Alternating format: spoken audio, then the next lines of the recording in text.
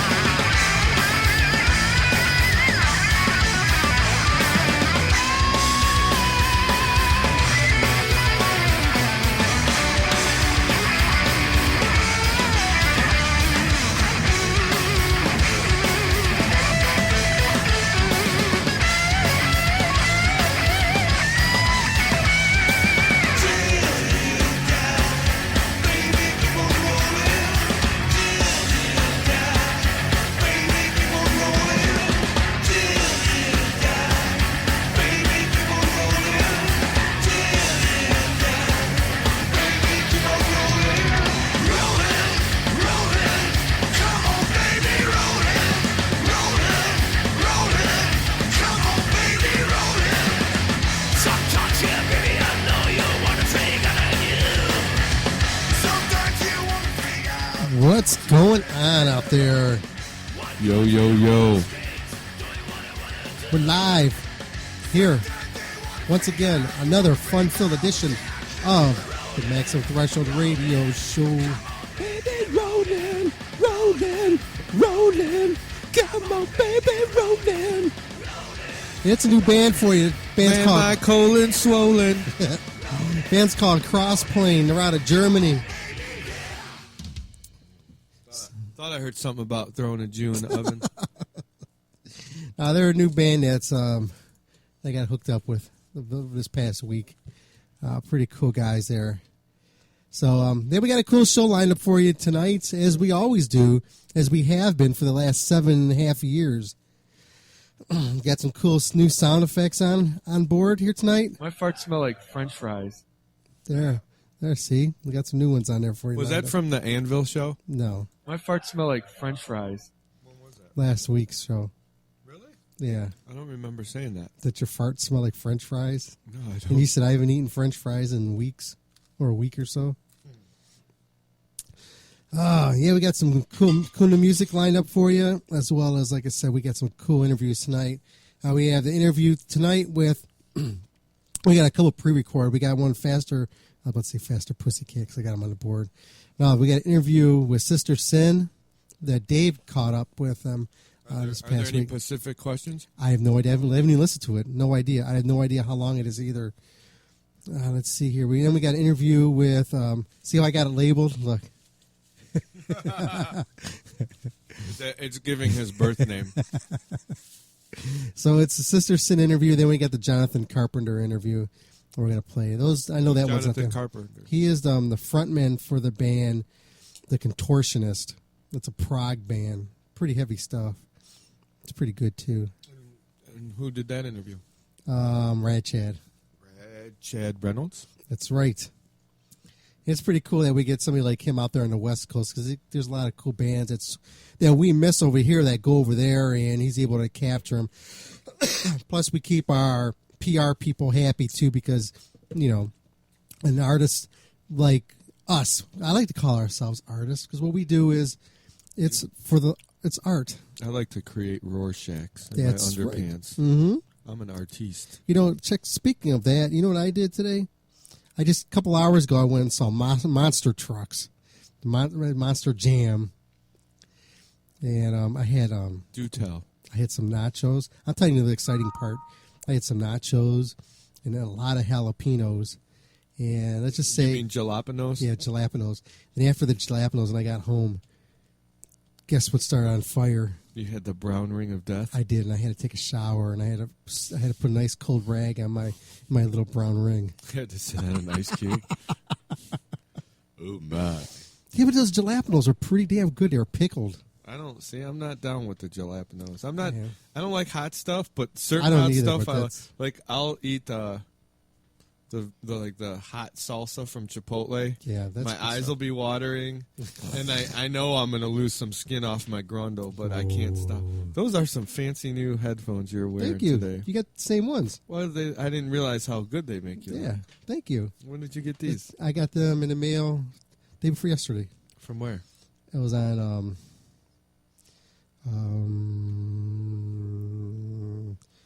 Amazon. $6, man. Wow, a piece or both? Each. That's It's not bad, man. Yeah. These are better than the other ones that we have. Yeah, I like some. yeah. And David is out sick today. Yeah, he's double padding today. Yeah, it's one of them days. Oh, we had a special call in for him, and this was for him. Take a kiss and go suck a dick. Oh, and this is in dedication to him. Hi, this is Dave's Hello Kitty blanket, and when we're not snuggling up Brokeback style, we're listening to, we're locked in doggy style, so Maximum Threshold Radio Show. Damn, that's so gay. It's creepy. It is.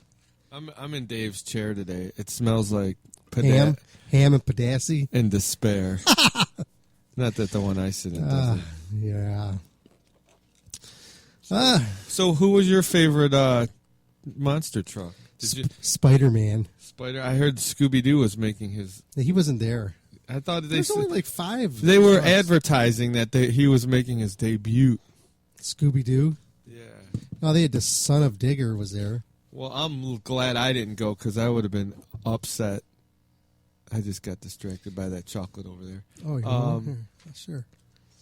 Diabetics love to share chocolate. And insulin. That's right. I just They're got like- to you're meet you a shot. You're like, have some chocolate. Join us. Come to the dark side. Darks. It is the dark side.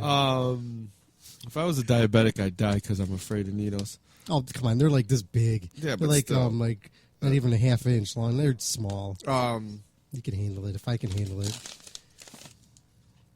I forgot what I was saying. I don't know. What were you saying? Something about monster trucks.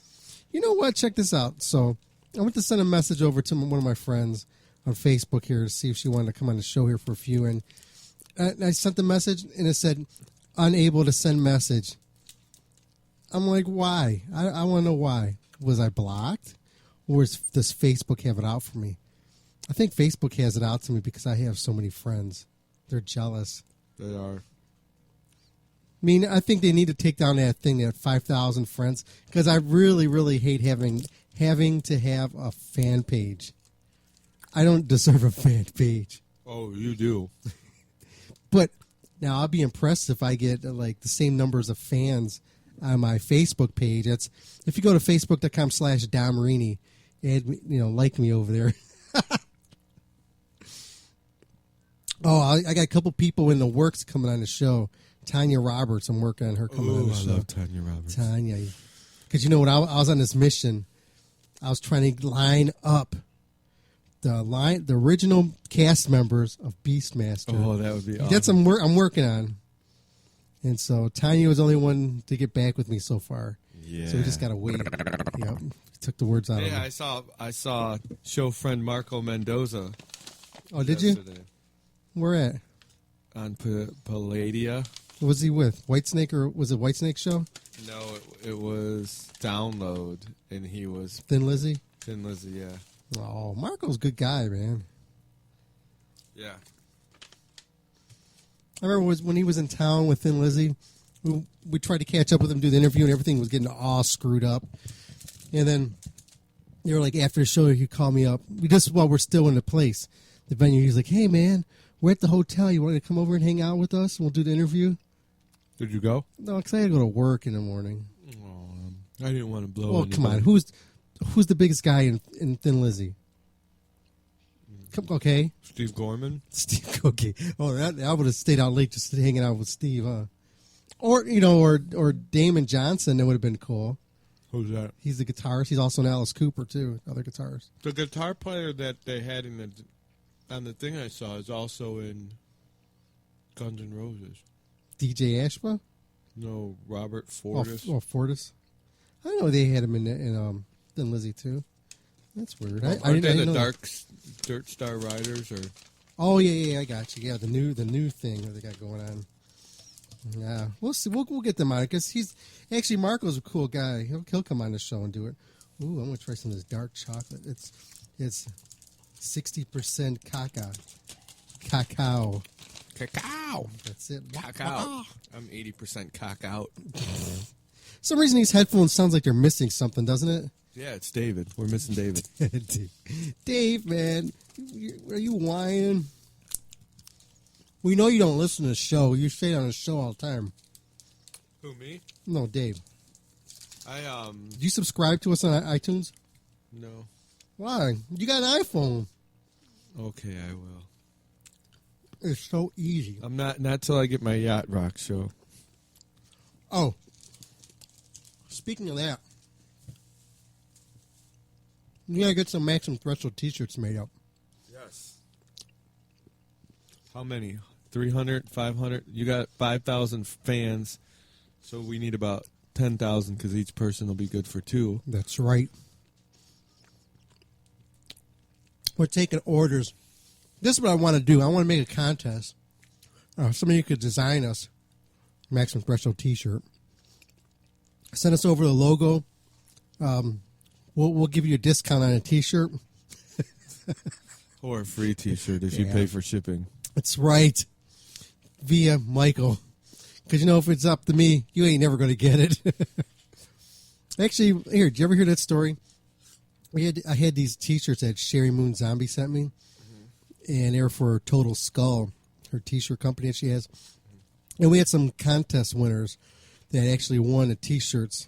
And I knew both of them couldn't fit into it, but I was just so lazy to send the shirts out to them. It took me 2 years to send them these t-shirts out. I actually had it in my car, bagged up and everything, ready to go. It was in my car for over a year in my trunk. I tried to, I almost bought like a Total Skull hoodie on eBay. Yeah. And some fucknut outbid me. Oh, I hate that. So, see, now it says, how do I subscribe to all of it? You got to go on iTunes and go to the store. I'm in the, what am I in? I don't know. Go on iTunes store. iTunes store or App Store? iTunes store. Okay. Mexican Threshold. Yeah, once you're in there, just do MTRS. MTRS. Yeah, that's make it a lot easier to pop up. So you have to search. MTRS, not MTYS. Yeah, MTRS, Maximum Threshold Radio Show. There may be a couple in there, but just pick a good one. Pick a good one. Yeah, because there was a one that when it turned into a bad link. It's just individuals, or do I press on the one that the podcast one? Yeah, press the podcast phone. Okay.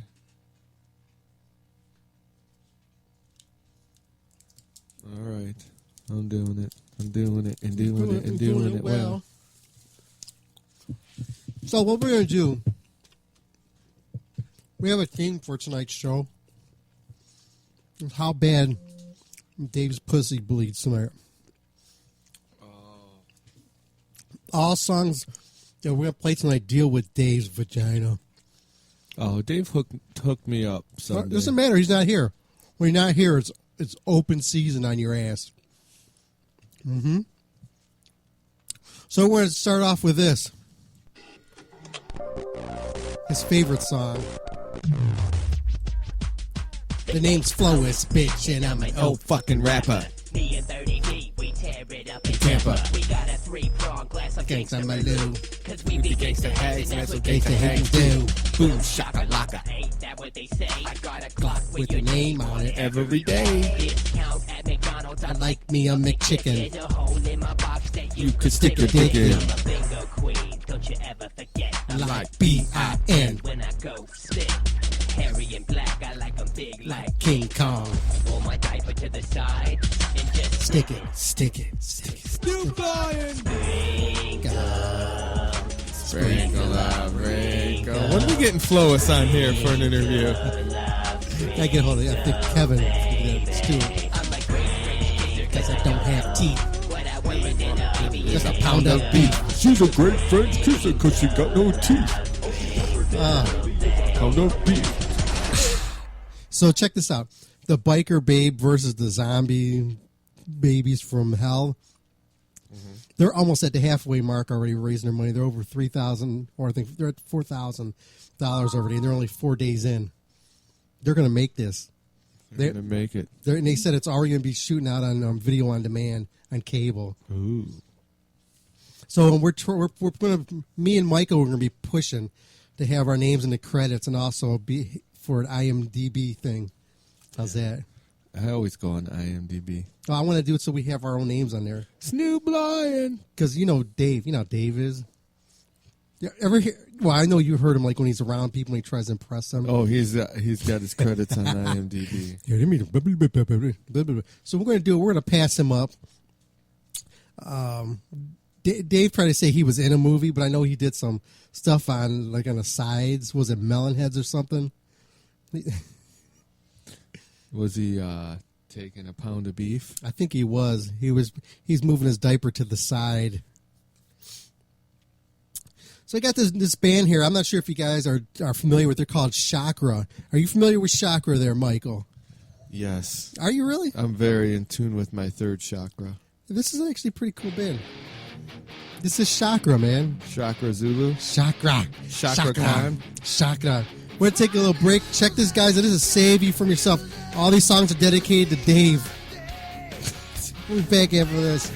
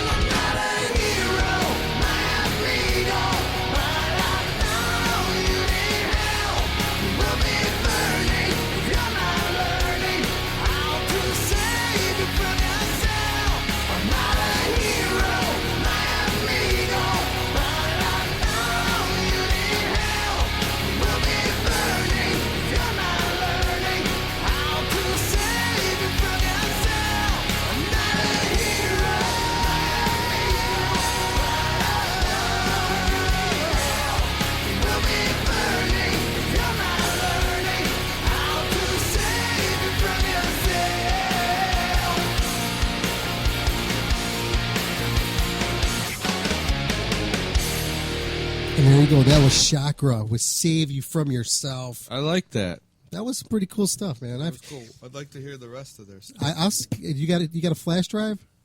No. Oh, I think I got that one over here somewhere. I might have one in my car.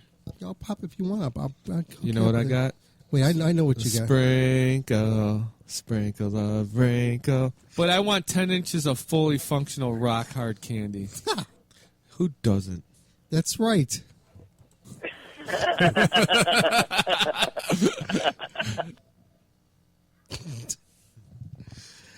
I didn't know that. Where has Beavis been? Last week he was performing. Fellatio? He had a concert. He played at Chuck E. Cheese. Yeah. You got a show coming up here in a couple of weeks, don't you? March 2nd. Where are you playing it? The Maple Grove in tropical Maple Heights, Ohio. Oh, man, that's a cool venue. I actually like that place. If it wasn't, it looks cool inside, but man, why don't you come out? What day of the week is that on? It's a Saturday. Damn. It's we're playing with a Rage Against the Machine tribute band called Bullet in the Head. Today we were tightening up and rehearsing, and someone said, "What's the name of that band? Fake Against the Machine." I'm like, that would be such a good name, you know. Fake Against the Machine, the Machinos. Let's see here. Let's see. What we're going to do is in a little bit we're going to give you some music news and stuff like that. Oh, did you hear about that meteor that slammed in Russia? Yeah, and it caused like $10 worth of damage. Yeah, what's up with that? I heard about it and I watched it last night. There's a couple of videos on YouTube and stuff. Did you see the one that Maximum Threshold covered it? No, but I saw. Let's pull it up. I saw like a couple of them with the sonic boom. Someone's like, "Did you see? Did you see the sonic boom?" I'm like, "No," but I listened to the album a couple of years ago. You're just the Maximum Threshold radio. Why don't you have your glasses on when you're driving, young man? I don't need them for that, unless my sugar's high or something like that. Then it's a little. So I want to give you the update for the meteorite that impacted in the world today. Around 9 o'clock in Russia, at a zinc factory, the meteor struck with an impact and injured over 100 people. They're saying close to 200, but it's over 100. So Maximum Threshold, we're reporting, letting you know what's going on. So if you want the news that's up to date and relevant, well, I don't know who you're Who is finding. that Maybe drunk check guy? out the regular news. But if you want to hear my Asinine report, you got it. So almost 200 people was injured when a damn meteorite fell off the sky. It was about 10 feet. That's pretty damn big. They made it out of the sky. So meteorite. Ain't nobody got time for that. So that's it. See, Maximum. Oh Lord Jesus, that's a fire. That. Will you be my Valentine? Oh, that's got to be gay. Yeah. It's on YouTube. Will you be my Valentine? No. Let's hear. A poem. She looks scary, man. Roses are red. Violets are green. Be I my love your Valentine. legs and what's I'm in waiting between. for you. Blood is red. Bruises are blue. Don't say no. Oh, that was pretty. That was lame. She was kind of cute and weird. She had some big ass eyes, man. Better to look at you with through your windows. Roses are red. Pickles are green. I love your thighs and what's in between. Now that's beautiful. That takes a lot. It's the Valentine's with Rolanda. Who's Rolanda? What'd you do for Valentine's Day? Me? Yeah. Jerked off. What'd you do? Other than that, I didn't do nothing. I got my woman some flowers. I got her some calla lilies. Well, let's hear what Rolanda. This is 5 minutes. This ain't gonna be that long.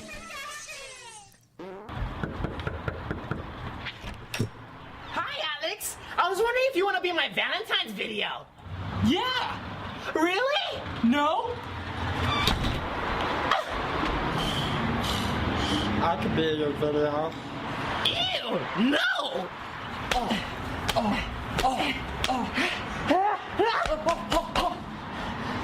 Fine, you can be my video. She wants me. Hi, my name's Rolanda. today's tutorial, I'm gonna show you how to get your Valentine.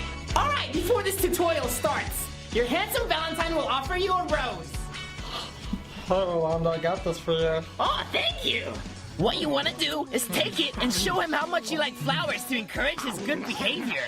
You want him to realize what a sexy beast you are. Okay, that was really lame. We're much better than that. I like the hairy armpits and the unibrow. Okay, Michael King needs to know his password. Let's see. What's your... I think it's drummer. For what? ID, his ID name. Okay, this is the time, man. If you guys have questions about your account or whatever, we're opening it up right now. Let's play this before we get... Phone lines are open. Call now, 440-709-4977. Once again, that number is 440-709-4977. Okay, well, he signed up with a new name and stuff. Okay. Drum Dude, I think that's what his name is. Who's that? Mike King. You know who Mike King is? I know who Mike Hunt is. Oh, check this out. So Mike Oxlong. This is pretty funny. You know, Maggie's boyfriend, Jaden. Did I scare him away the other day? Yeah, check this out. So he's getting ready to put a band together with Hunter Just. Who's that? That's Dave Overkill from Destructor, his kid. Oh. So he's gonna play bass, I guess. Who is this guy? Yeah. Oh. No, not this guy. No. This is Maggie's boyfriend and Dave Overkill's son. They're putting a band together. And where is Maggie's? Is Maggie's boyfriend Drum Dude? No.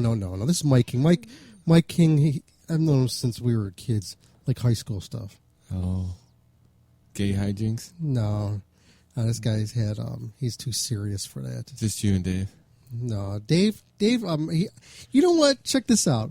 So we went to Rock on the Range last year. I was just thinking about this, and we got a room. You know, we had 2 beds in there. And he insisted on sleeping with you? No. Why? As soon as we walked in there, he started taking his clothes off. He was walking around in his underwear. Yeah. You know, it's like it's nighttime after we went out and stuff. Just walking around in his underwear. Yellow in front, brown in back? Oh, man. No, they had like white stains in the back. Black stains in the front. Caca. Drum Dude made it in there. Cock-a-doodie poopy. Okay, it's they're asking who's the homo on the show with me. Oh, his name's Drum Dude. Yeah. Well, if everybody's a comedian, see, that's right. It's Michael next to me. Michael, how long you been on the show? Maybe if already? you listened once every 5 years, you'd know who it was. How long you been on? Your anniversary's coming up, isn't it? Anniversary. Yeah, isn't it? I think like 10 more months. The first time, yeah, 10 more months. Yeah, just about 10 It'd more be months. 2 years. 2 wouldn't it? years, yeah. Damn. I know. I really need to get a life. So think about it, man. Since you've been in it, how has this show impacted your life? Oh, exponentially. No, seriously. You know, I like to think of it like this. What has this program done for you? Like, what are some of the positives? Oh, we've got at least 10 more followers on Facebook for our band. Where we've got to interview some cool people, got to bullshit with some cool people, get to hang out with you and DLK all the time. Mm-hmm. The highlight of my life. And you got, were you in, did you get any thanks yet? Like any books or CDs or anything like that yet? No. Damn. Not from the show, no. No. Damn, well, we got to work on that. Well, we got this movie coming out, and this year I'm going to start working on this. I need more ideas so I could piece this together. And I think what we're going to do is, if you're down with this, since I have an iPhone and you have an iPhone, I think what we could try to do is we could piece together the first iPhone movie. Want to do think something? it's already been done. Okay, well, so the second one. It might be like the 2000. Okay, well, 2000. But we'll make it look like a real movie, too. We'll have the credits and all that. We'll make it look all cheap and like people would think it would probably be. But I think we'll get some like real actors. You know, because that we could fit them in our salary. Like we can get Dave. He can keep acting like he's straight. I don't want him in it. He's going to act like a straight guy. Straight guy. This is called Brokeback. I wonder if you should call him. He should be our first interview. You want to do that for a second? Be like, are you watching Brokeback Mountain? Hey, dirty boy. Are you a dirty boy? Well, I better stop talking like that because they're probably like, oh, he's talking about me. Oh. Let's see here. Also, I was just thinking about this. We had a pretty cool show last week. We've thought for a long time that we got blown off by Eric Turner. I keep wanting to call him Eric Wagner. And we were like, basically we're dogging on him since he didn't call in. Because I re-listened to the whole thing and I was taking clips out of it. Well, the best was when you asked Troy Patrick Farrell if he could just pretend like he's Eric Turner, and he said, give him a bottle of I Saw Red. That's funny. He's not going to answer.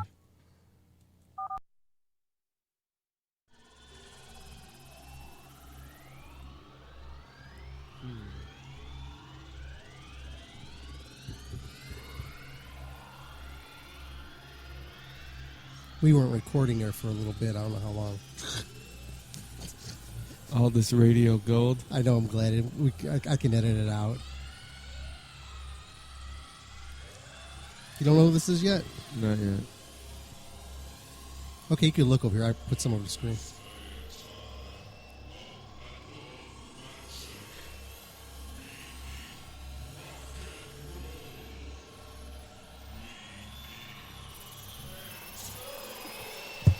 Blew it. I didn't know I was going to say it. Okay, so this is Pantera. We'll do another contest. This is off their first CD, 1983. Oh, with Terrence? Yeah. Is it me or does Ride My Rocket sound a lot like Detroit Rock City? Yeah, or Rocket Ride. Actually, this record actually sounded pretty good. I was listening to, I never really liked Dimebag. Okay, just because I didn't like his sounds that he made on his guitar. But I was listening to older stuff there, and he doesn't do all that squealing on there. And it was like, he was really damn good back then. For the record, I want to say that I do love Dimebag. Yeah. Even when he was Diamond Darrell. Yeah. That's just your personal opinion, and much like Dave, that might be the gayest thing that came out of your mouth. Thank you.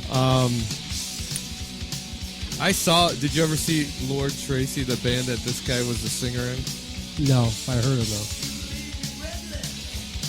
They had a bass player that had a whammy bar on his bass. It was pretty cool. Oh, yeah? I saw him at the Akron Agora.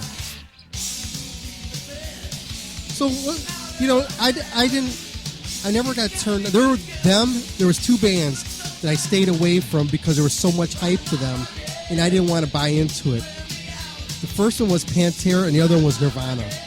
Two bands, there was just so much hype around them. I was like, no, I'm not going to. I gave in at the end. Well, see, I liked Pantera, seeing him I saw him at a small club. Yeah. Like on the first tour for Cowboys. Mm-hmm. Like maybe it was a tiny place. And I saw Nirvana. I can't remember who they played with, but it was just it was a small little place. I like Nirvana. See, I like Nirvana. I didn't like all the hype. Yeah. It's like they're not the greatest band in the world. They wrote some good songs.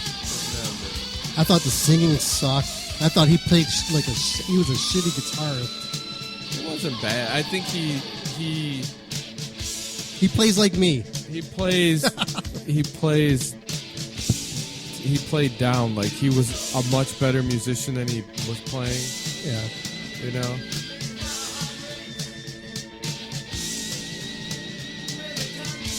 This sucks. It does. I have. Did you ever hear the first Pantera album with Phil? I'm sure I have. Power metal. Yeah, yeah.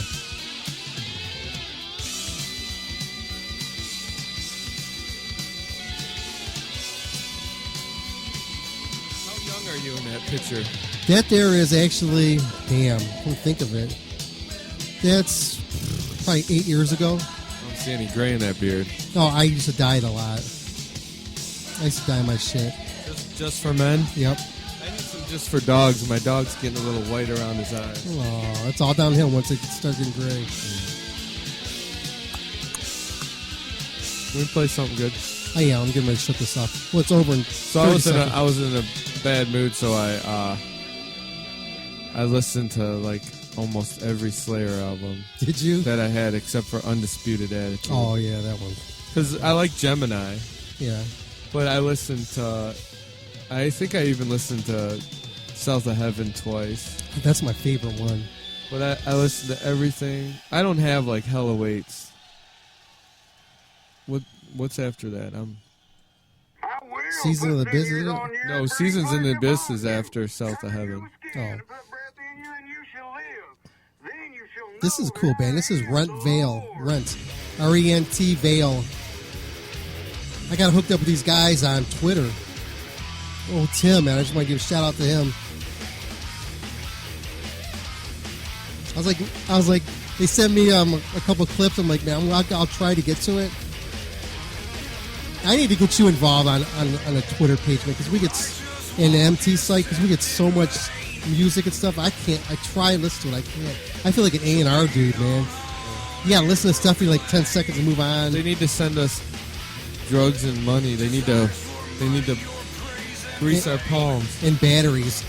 Or yeah, send us batteries.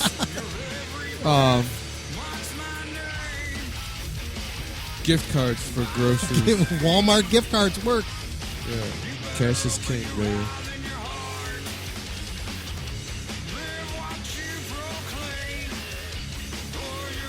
There's some cool concerts coming up. I'm going to talk to you off air here for a second. We'll be right back after this here. This is Rent Veil. Check them out, man.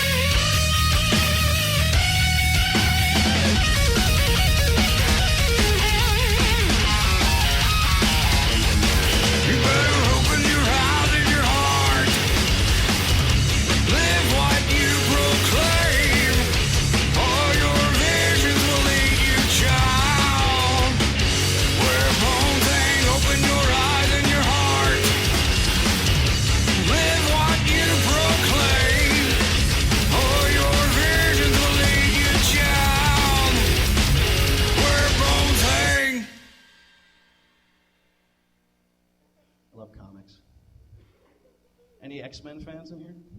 X-Men?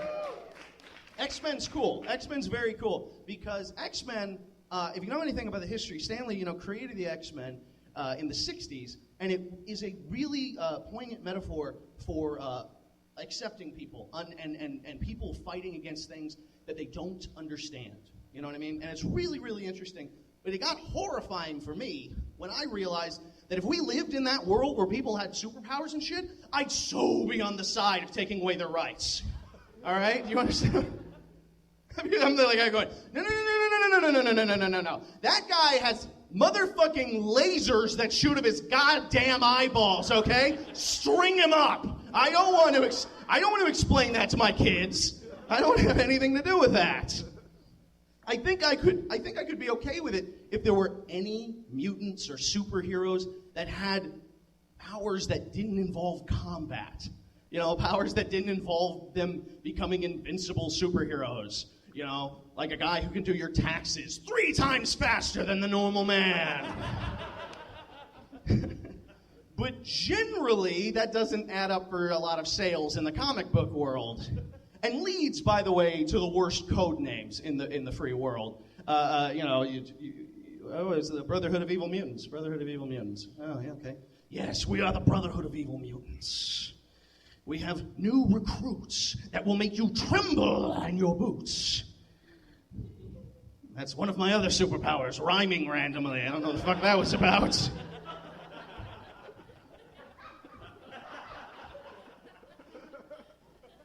Our first new recruit, when he is exposed to the sun, takes on an advanced photosynthesis that causes teddy bears and Barbie dolls in their original packaging to sprout from his fingertips. We call him the Giving Tree.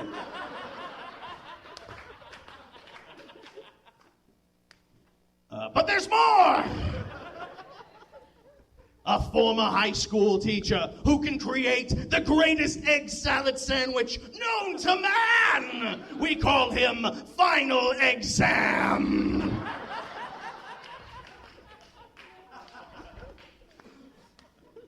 I don't know. Quake with fear before the Brotherhood of Evil Mutants. No, I'm good. Cyclops was in town recently. Did you guys hear about that? James Marsden came to fucking Savannah? That was cool. I was kind of glad I didn't meet him, though. Because my friends were telling me stories about it and everything. They're like, oh, he was really cool, you know? He took pictures with people, signed autographs. He was really cool. I'm like, oh. And I'm like, yeah, he was a totally nice guy. He was really funny, you know? He told us stories and jokes, and he was, like, so open, really cool. And one of my friends, she's a waitress, she's like, yeah, and I walked by him, he slapped me on the ass. I'm like, oh, whoa, why does that disappoint me? Why am I bummed out by that? Then I thought about it, and I went back to that movie Enchanted. Have you guys seen Enchanted? Saw that shit in the theaters. Total crush on James Marsden. He's adorable.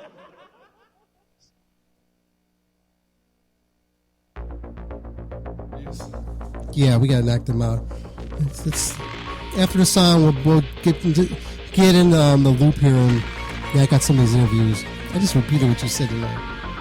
There's some new In Flames for you. Let's deliver us.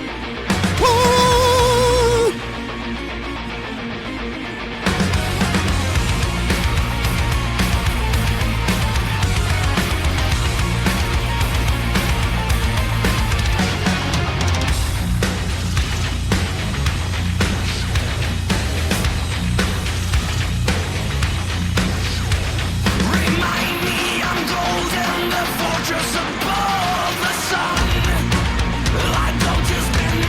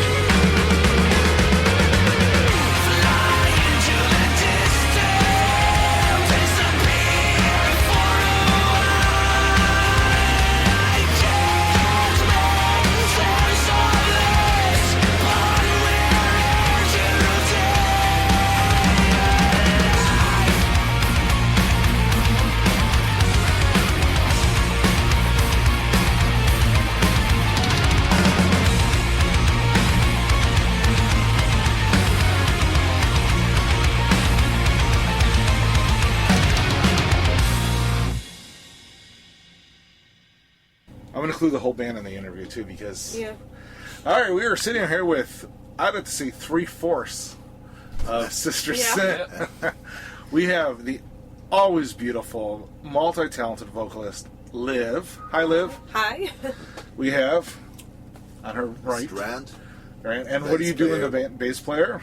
I'm a bass player, so props. Good. Guitarist Jimmy. Jimmy, Yeah, all right, hello. great guitar solos. Oh, thank you, man. So, well, you're touring the United States right now. I'm in support of a really kick-ass CD, which I have here. The new one is called Sister Sin. I can't read that. Now and forever. Now and forever. Yeah. My personal favorite song is on Fight Song. Now, how'd you end up coming with that? Was it just the vibe? Did you have a bad day one day? How'd you end up coming with the lyrics and the words to Fight Song? It's actually Dave, our drummer, who writes the lyrics. Was he having a bad day? I think he just... I know that he put together, like, all those kinds of stories we have, and people being rude and people being, I mean, interfering in, like, what we are doing, or, like, how I look, and, yeah, all those kinds of people that want to, like, have opinions about you, and he, like, made a song about, like, fuck you all. Yeah, we do what we want. Whose choice was it to put the instrumental as number one as an intro to the album? It was everybody's idea, actually. We kind of, I mean, we just felt we needed an intro, so we just scrambled something up in the studio.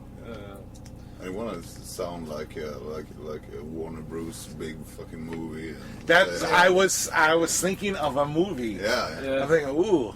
So, like I said, I was blindsided when I first heard this, because I expected, okay, I'll get to listen to a metal album. I was like, whoa, this is a good fucking metal album.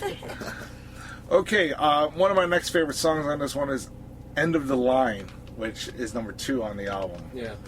Like the 3 of the songs just really stand out for me. I mean, they're all good, but 3 are just so. End of the Line. How does that relate to you guys as a band?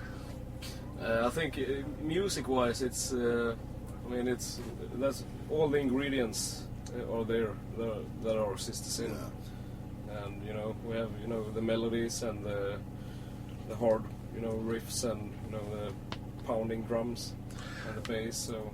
The fact that you went the melody was a big line for me, because I don't like screamos. Yeah. If you're a singer, sing. Yeah, exactly. If you're gonna scream, then scream. Yeah. But don't tell people you're a singer when. Exactly. The Voice of Germany would have rejected him.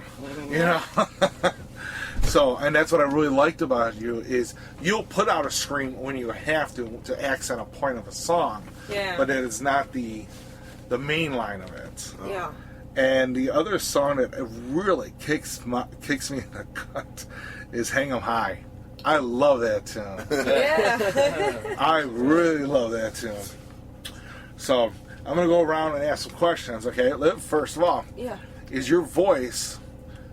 It sounds like you put every heart and soul in when you're singing. I mean, it is. How do you protect? Do you protect your voice beforehand? Did you take voice lessons? Were you an opera singer in a past life? No, absolutely not. But I've learned the hard way that you have to take care of the voice. I used to party way too much, like 5-6 years ago, and I totally ruined my voice, and I couldn't sing for 1 year. And after that, I've been very careful. So I don't drink alcohol on tours. I warm up, I drink my honey water, and I do all this kind of stuff to try to keep my voice in shape, because I sing the kind of way that's very harmful or very hard to like hold up a good level. If I get a cold like I have now, it's gonna affect me a little bit. So I try to do my best to just keep myself in the best shape and my voice in the best shape. Well, I think you're gonna kick ass tonight, personally. So. To your bass playing. Yeah. What's the worst? I like to throw the questions crazy. What's the worst accident you ever had with your bass?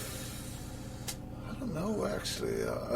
Actually, one time I fell off the stage. You fell off the stage? Was alcohol involved in this fall? Pretty much. And the stage was pretty scary too, because it was like wood, and the wood broke when I jumped. So it wasn't only the alcohol who caused this. So. Yeah.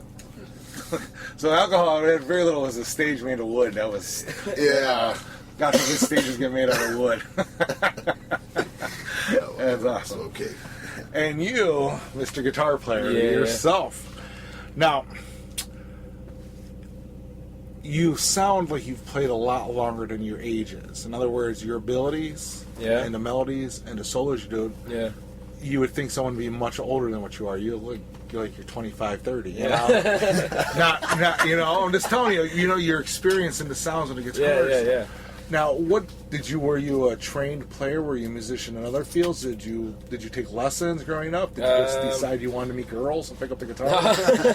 Oh, I'm actually self-learned, basically. Yeah, I tried to go to... I took some lessons at first, but, you know, it went too slow. The progress of the course was too slow for me, so I quit it and just, you know, started listening to music and, you know, play by ear. And then I spent, like, in my teens, I was like spending 8 hours a day playing. Got blisters on your fingers. Yeah, I mean, I was skipping school, I was skipping friends and everything. Just I was so into it, you know. So you know, I had to play. So it's an addiction. There's worse addictions out there.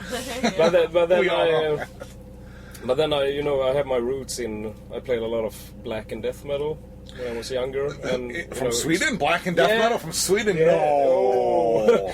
That's weird, right? Yeah. Yeah, so I got my roots in that kind of music. I'm going to expand on this question. That was going to be actually one of my next questions. You are not the black and death metal style at all. No. You guys have to me metal roots, but you're not metal to me because you're rock. You're like you can get down. Whereas you have the basis of some of the metal, but it's rock, it's music, and you come from a community that is the black metal capital of the world. Yeah. Bands burn down churches, I read about. Yeah, exactly. So, you know, they keep their old former band members' skulls, like, you know. Yeah. We get a lot of rumors in the U.S. about Sweden. Yeah. But they're all true, actually. Listen, Norwegian. Yeah, maybe not so much as Sweden. Yeah, the Norwegian scene was more crazy. It was more extreme. And the Finnish. Yes. Well, I did watch the girl with the dragon tattoo, so I do know a little bit about Sweden, which was nothing because that's a movie. So so I noticed that all your English is very well. I mean, as a second language, this is great.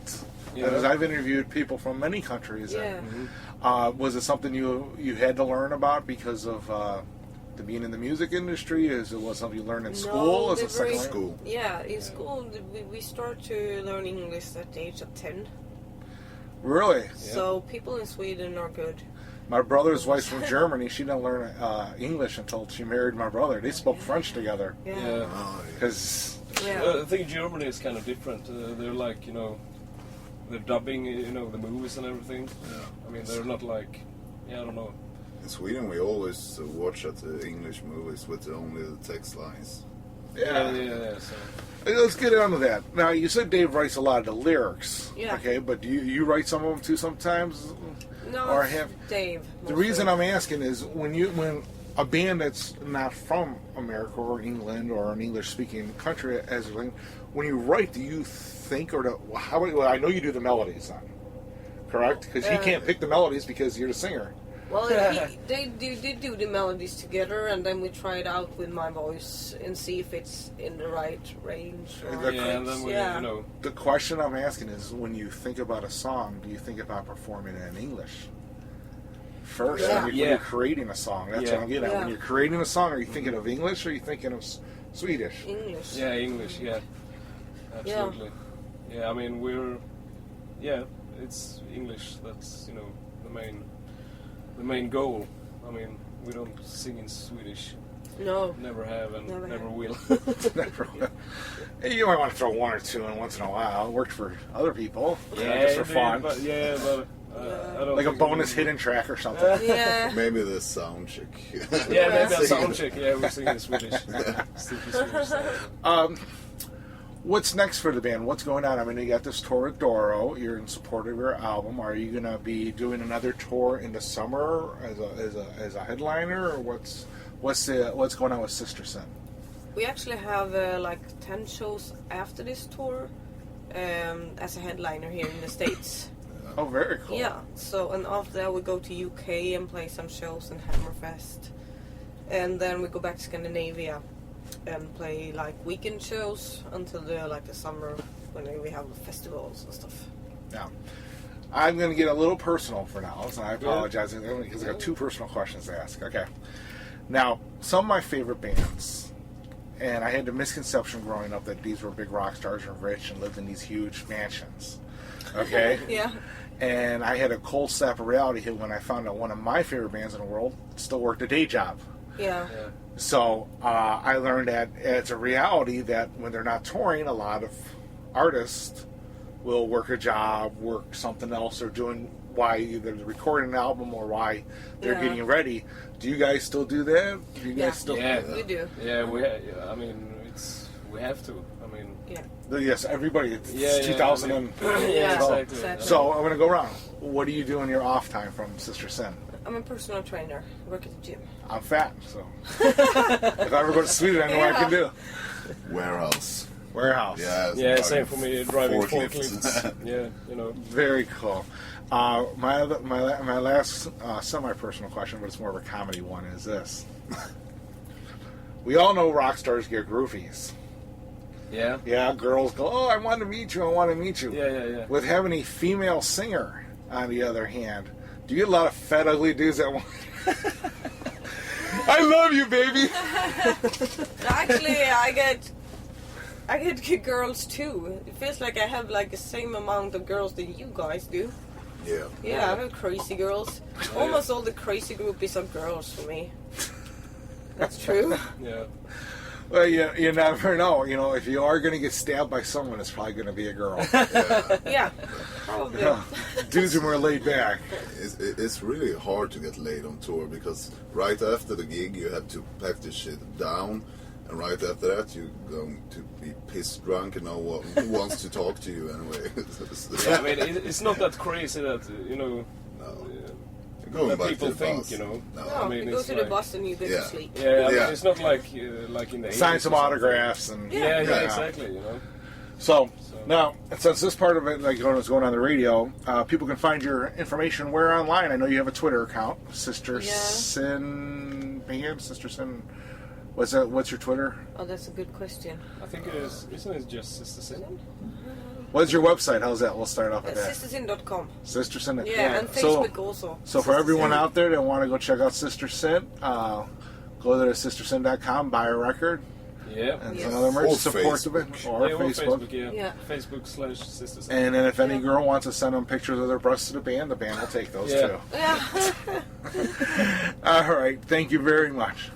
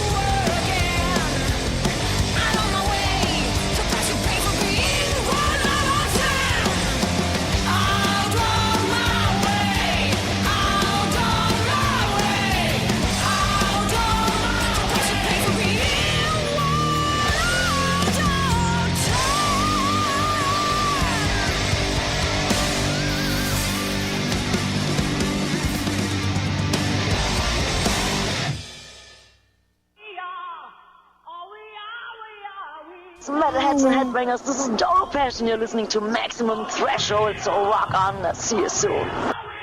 We are all we are. Yeah. So I think Sister Sin must have hit the big time. Why? Because we played with them a couple years ago. Yeah. And the drummer just had this piece of shit drum set that he probably just didn't even have cases or probably just threw it in the U-Haul. Mm-hmm. And now he's got like his own. He's endorsed by Crush. Damn. He's got a really badass set of. When I saw them at Peabody's, I think it was their drums broke or something like that, or snare drum. Was that the show when you played there? No. They were asking opening bands if they could borrow their snare drum. No, that probably wasn't. That was probably at the House of Blues or something then. Oh. But, I mean, it was like... That was the first show I played with my new drum set. And every guy in all the bands were like, oh, those are beautiful. I had a total drum boner. I couldn't... Like Liv's pretty sexy. Yeah. And I just wanted her to stop shaking her ass in front of the drums because I wanted to see them. You remember, here, speaking of Dave, since this show is dedicated to Dave, I had something here. Oh, where the hell did it go? Shit. Dave, we hung out a little bit at the Sister Sin Doro show. Oh, he didn't take off from you? No, he hung out for a little bit. Yeah, Dave talks about his bands he's been in. He says, when I'm in a band, it's always practice. Yeah. It's here. I got something. I found some of his music. Oh no! You ready for it? This is what he says. He practices all the time. Listen, this is his masterpiece.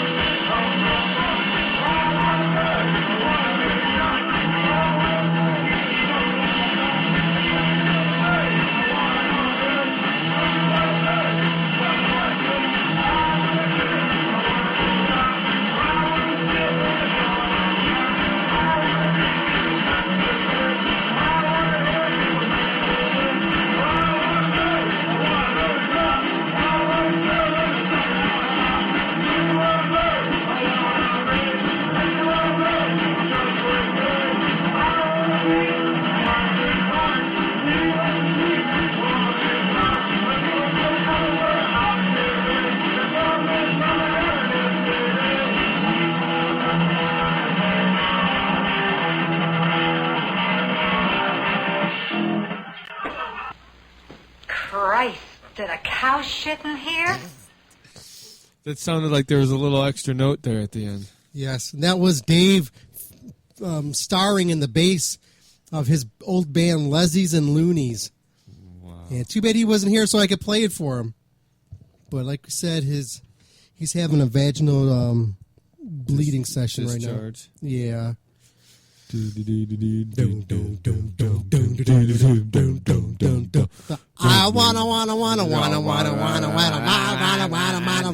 some of the worst shit I've ever heard in my life. It's pretty. It makes my first band sound awesome. Oh, I hear you. And I got some of my old stuff. It makes my band now sound awesome. I don't know about that. Your band actually got some good stuff there. We have 30 seconds of good bursts. You do. You actually have some moments. We're no Dayglow abortions. I know, man. That's bad. Let's see. Again, is Dave tweeting you? He's sending you a message? No. Let's see. It's 9:15. We got to knock out this other interview here. Let's do this. We'll be back in a few minutes. These interviews aren't that long, but we'll be back after this. Don't forget, we got to do the rock and metal. That's what I'm putting on right now, so I don't forget. Okay, we'll be back in a little bit. Then we got a first interview. Rock me, Amadeus. That's right. Hey guys, this is Ron from YouTube's Rock and Metal News, and this is your Maximum Threshold Rock and Metal News report. Intronaut are streaming their new track, The Welding, at Pitchfork. They have been playing this song live at some of their shows. The album, Habitual Levitations, will be out on March the 19th. Five Finger Death Punch have started recording their new album. They are shooting for a summer release and are highly rumored to be on the Rockstar Mayhem Festival 2013. A lyric video for the new Hypocrisy song, End of Disclosure, is now on YouTube. The song is off their new album, due out April the 2nd through Nuclear Blast. And the Acacia Strain is streaming the alternate version of the track Brown Noise on YouTube. The version was recorded during the Dead Walk sessions and is on the new EP Money for Nothing, which is out on February the 19th. Continuing with your MaximumThreshold.net rock and metal news, Stone Sour played their new single Do Me a Favor live for the first time on February 12th in Tucson, Arizona. The digital single for the song is out now with a music video in the works. The new album House of Golden Bones Part 2 will be out on April the 9th through Roadrunner. And Goat Hooer and 3 Inches of Blood have added another leg on their tour. This leg will feature Withered and Abiotic on select dates. Check out their official websites for all the tour dates. And Huntress are back in the studio working on their new album, the follow-up to Spell Eater. The band is working with producer Chris Zeus Harris, who did Shadows Fall, Hatebreed, Municipal Waste. And finally, Danzig will be celebrating their 25th anniversary this year with a big tour. The band has announced the first leg of the tour, which will feature Danzig plus Glenn Danzig and Doyle Wolfgang von Frankenstein performing some Misfit tracks. The guests on the U.S. dates are Corrosion of Conformity and The Agonist. You can check out their official website for the tour dates. And this is Ron from YouTube's Rock and Metal News with a Z, and this has been your Maximum Threshold Rock and Metal News report. Thanks for tuning in. You are about to listen to an exclusive interview on Maximum Threshold Radio. Thanks for listening to us at MaximumThreshold.net. Horns up, fists in the air.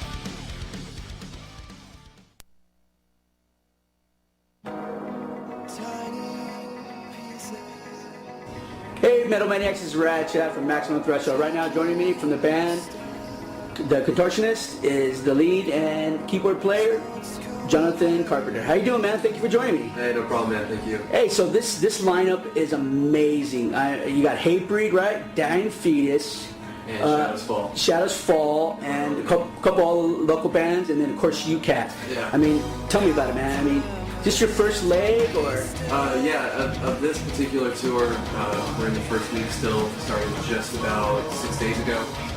So we started in Detroit, or not Detroit, but Flint, Michigan, and made our way all the way out here already. So it's been a pretty travel-intensive tour so far, but turnouts have been great, and we've been having a great time. How does it feel to be playing with such awesome bands, including yourself, obviously? I mean, to be on this leg. I mean, Hatebreed. I mean, come on. It's a great bill for sure. We're definitely honored to be playing with bands that we've looked up to for a long time, and I personally used to listen to a long time ago. So long ago, got me into metal a long time ago. So it's really cool to be playing with dudes like that. So tell me a little bit about what's been going on with the band. I mean, for those that aren't unfamiliar with Ricky Cats. Well, we just got done putting out our new album at the middle of last year. We put out our album Intrinsic, and By the way, sorry, awesome album. Thank you. Appreciate that. Glad you like it. Yeah. We put that album out, and we've been touring off of that ever since. I think that was in June. And then we got a lot of tours coming up this year, and then hopefully by the end of the year we'll be getting that studio again for the next album. What are we talking about? Are you in the works with the next album? You got material written already? Or? No, there's not a whole lot written, to be honest with you. It's still in the planning stages, and we'll probably start getting going, maybe trying to write a few songs, a few riffs or something. When we get off this tour, maybe if we have a little bit of time, we can maybe get together and write a few things, but it's going to have to wait for the most part until maybe more in the middle of the year for us to really get into writing. Oh, people are accepting you cats. I mean, they really digging the vibe from the band, the music, and I mean, you get a lot of. I mean, metal has changed a lot. Obviously, I mean, I think metal is nowadays it's underrated. It's more of the pop stuff, and a lot of people. I feel it's getting. In my opinion, I think metal is getting a bad rep. What do you think about that? I mean, well, there's different things going on. You got certain bands that maybe they'll find a sound and they'll just kind of stick with that, a little bit more of a static type approach to their sound, and some other bands just kind of stick to their guns and do something that's different, or whatever. And it's you need it all. It's cool to have all that kind of vibes going on between a band that's just fully heavy, or a band that wants to add in singing, or wants to add in a whether it be poppy or be ambient vibe, whatever it might be. I mean, I respect it. I respect the fact that they're out there doing it, but it's just I feel that like for instance, you cats. I mean, you got a unique sound. I mean, you got keyboards in your music and stuff. I mean, would construe as progressive, correct? I mean, would you construe your music as progressive? Yeah, I would say that's probably the most accurate way to. It's hard to classify music in general. Yeah, I know. It's a cliche. It's a cliche to say, or it's hard to like you say, classify. I think progressive fits because the wide range of sounds that we use. It's pretty out there sometimes. There'll be things that kind of come unexpectedly. I think that's kind of what makes a progressive band is not just being technical, but not being afraid to use a wide range of sounds. So what's in the future for obviously you have the tour coming up. What's in the future for you cats? Nothing really announced yet, so I can't say much right now. But we definitely have some really sick tours in the works that are getting planned right now. European too. Possibly. That's something that could happen in the summer. You don't want to drop it yet. We really hope. But for right now, you're with Hey Breed and Dying Fetus and Shadows Fall. I mean, come on, you can't. I mean, Jesus, you can't beat that bell. Yeah, for sure. We're stoked. Where can the Metal Maniacs out there get your music, your sites, and Twitter, Twatter, all that good stuff? Well, we're on Facebook a lot. Well, not a lot. I would say we're on Facebook the most. And we have a few of those other websites set up, but for the most part, if people are wanting to get a hold of us or ask us a question or get in touch with what we're doing, I would say Facebook. Now, are you active on Facebook yourself? I mean, so like sometimes I'll hop on there and I'll peruse through the comments and see what's up. But I wouldn't say any of us have a whole lot of time to constantly be. Yeah, well, of course. I mean, you're busy. You're busy. Something. You're busy banging your heads, man. So. So what's the main site for Contortionist? That's it. That's it? Contortionist.com? There you go. Well, Facebook. I think I answered your. We don't have a website, but Facebook. Okay, right on, man. Well, I appreciate taking your time out, man, and I'm looking forward to the show. And what's the next stop after this? Tomorrow we head to Northern Cali. Forgive me, I don't remember. No worries. Somewhere I wasn't really familiar. No, you've done. Like I said, this has started, so you still got more states to see, like. Oh yeah. So, northern. I'm sorry, tongue tied right here, man. You got like the East Coast and the Midwest type. Sure. Okay. Yeah, we still got plenty to go. It's another 2.5 weeks or so. All right, man. Well, I appreciate taking your time out, man. I really do. Anything you want to say before we time off here, man? People should be coming out, saying hey to us, grab a t-shirt, jam out. Yeah. Have some fun. Worth it. Get the album too. Cool. The album is worth it. See you guys. All right, man. Well, I appreciate it. Thank you, man.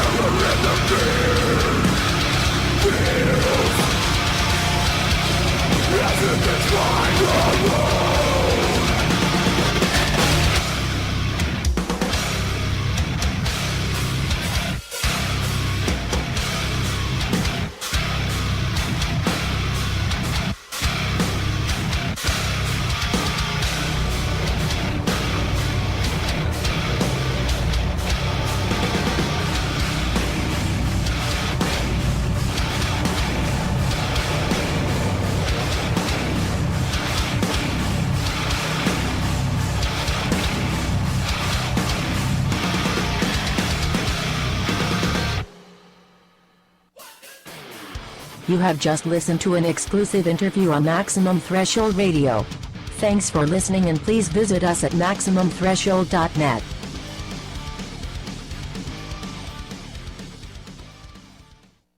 Don't forget to go to MaximumThreshold.net and click on the link to order your copy of Maximum Threshold magazine, available now.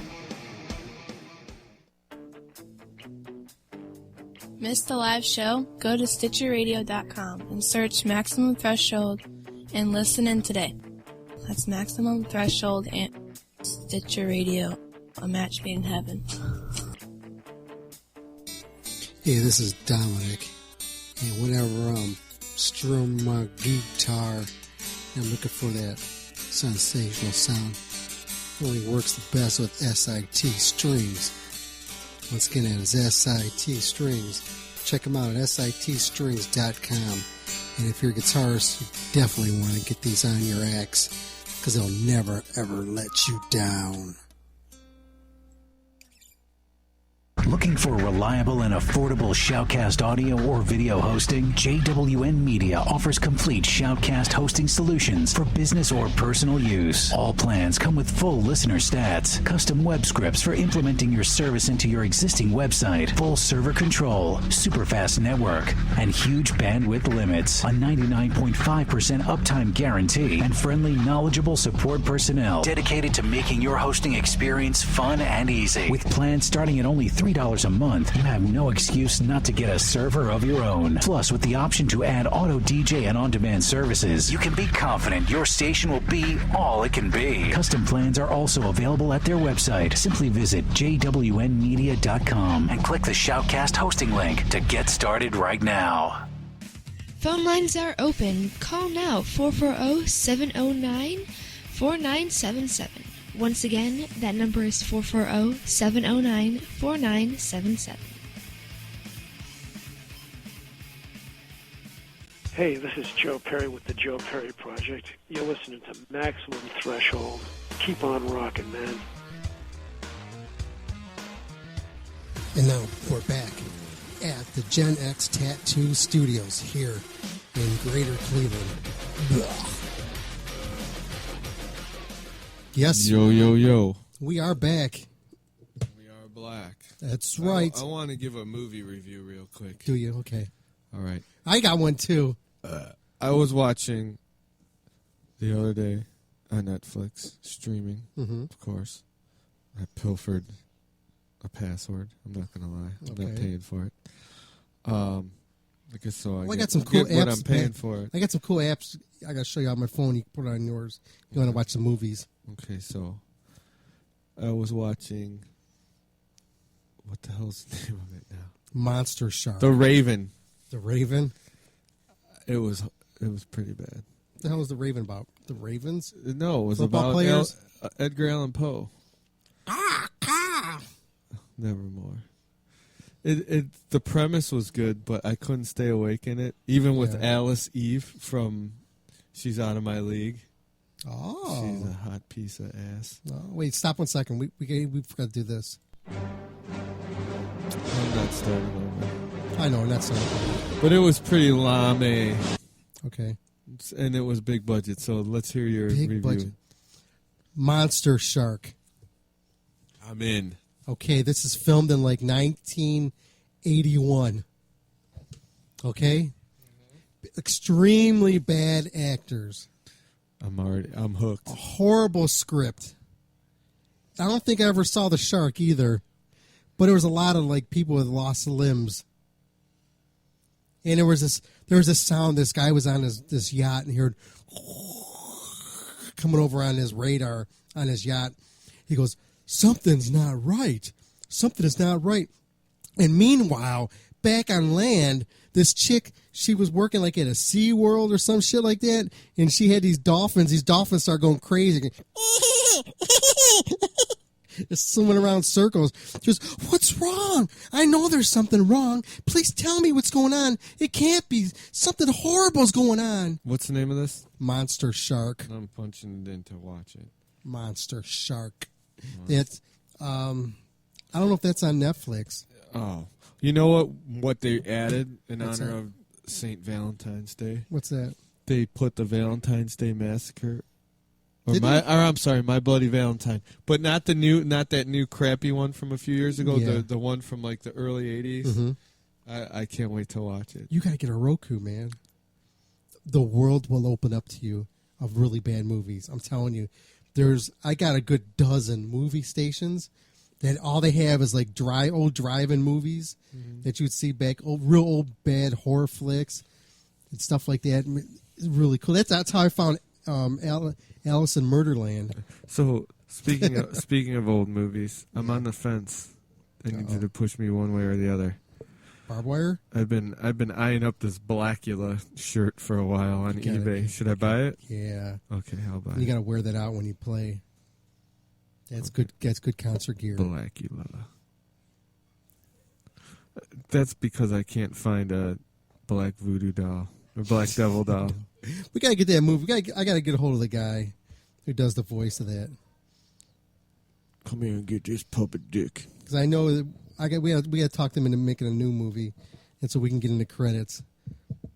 You know, I want to see our names in IMDb stuff with a bunch of really bad movies, so we can be proud of that. So when we do our year in review, we could do like last year. And I just don't want my name in this stuff either. Got to have your name in there too. And Dave's. Oh, I got a new CD in the mail. CD's nuts. Oh, it's Check it out. interviewed, too. Yeah. There, it's autographed. Yeah. Flotsam and Jetsam. Ugly That's noise. right. That's right. Guess whose name's not in there? Yours. Yep. So guess how many times I listened to it? 0. 0.0. I got a CD for you. These are the kind of CDs that I get. Cerebral Plane. Yeah, they're from Ashton Beulah or something like that. They're from the Beulah. I ran into this guy at a bunch of concerts, like at Peabody's and stuff like that. But then I saw him also. I was at Arrowhead Music Store. He's like, and I was with my kid. He was like, "You're Dominic, right, from Maximum Threshold Radio." I'm like, "That's right." You're like, no, from Mexican Threshold. That's pretty cool when we get recognized outside. Do you get recognized from the radio show from here? Oh, all the time. See, that's pretty cool. I can't even buy suppositories for my flaring hemorrhoids without someone saying, "Aren't you on Mexican Threshold?" That's right. I know the feeling. Check this out. You know, I saw at Doro and Sister Sin on Sunday. I saw the guy who runs Brave Words, Bloody Knuckles. Oh, did you? Yeah. You tell them that? Did you thank them for plugging our shit every now and then?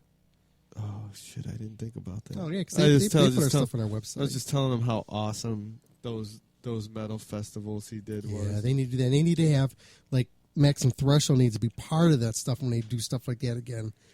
Yeah. We need to be. We know we're actually held in pretty high standards, even though we do. Do you mean high regards? That's what I meant. Because our standards Specifically? below. That's right. But we need to bump this up, what we're doing, and take this shit to a different level. A whole new level. That's right. We need to be like on satellite radio. We need to reach the masses where people subscribe to listen to us, and not like us where we beg people to listen to us. Did you see that we got new time changes also on our station in the Netherlands? Did you get that email I sent you? I forwarded to you? Yeah. Yeah, we got for people who listen to us on Starliners, that's out in the Netherlands. Our time change, we're now broadcast Wednesday at 9:00. If you go to Starliners, I think it's .net or whatever the Netherlands tag is at the end, NL or something like that. .clog. Yep. Check it out over there. I want to thank DJ Pedro over there for hooking us up. I didn't know they had Mexicans over there in the Netherlands. Well, who's going to cut their grass? Damn, I didn't even think of that. That was a good one. Thank you. We'll go suck a few cocks. Dude, I think I'm Mexican. I when I was like 18 and I moved out, and I moved to like the west side, and my dad lived on the east side. He'd be like, "Hey, why don't you stop on your way home and cut my grass?" Dude, I would do such a shitty job thinking he wouldn't ask me. Again, and he's like, "All right, stop fucking around." You got a little Mexican in you. That's right. I want to do a contest. Sure. How many people we got in the chat room? Oh, dozens. Okay, cool. Then we could do this contest. Okay, I'm going to play this band here. I want you guys to tell me who this is. If you could tell me who this is, I will send you... I'll send you the new OTEP Hydra, and I will also send you... Cerebral Plane. I'll send you Cerebral Plane. What about autograph Flotsam? You're not getting my Flotsam, but they're too new, so I can't. Well, maybe I could hook you up with a digital version of that I have on my file. I could do that. If you could tell me who this artist is, and don't be pulling out your fucking Shazam app and using that, because that's cheating, bitch. Okay? Yeah. Who is this? Call in 440-709-4977. Once again, that's 440-709-4977. We'll be back. Call in.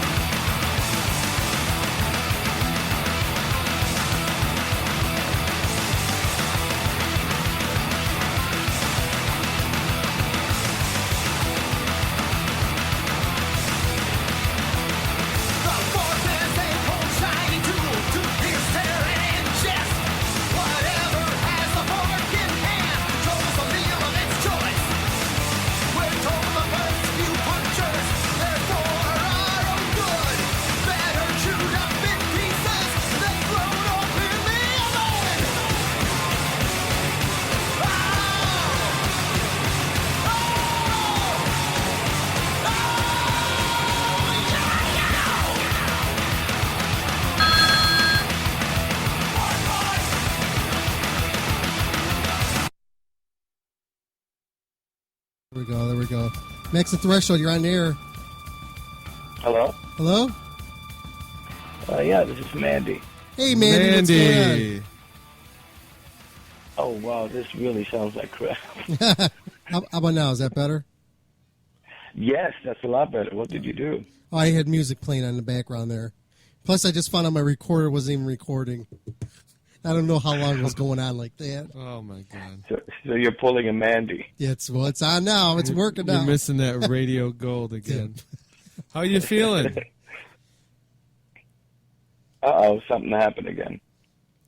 Let me shut some stuff down. Hold on a minute. This is only... Are you having difficult technicalities?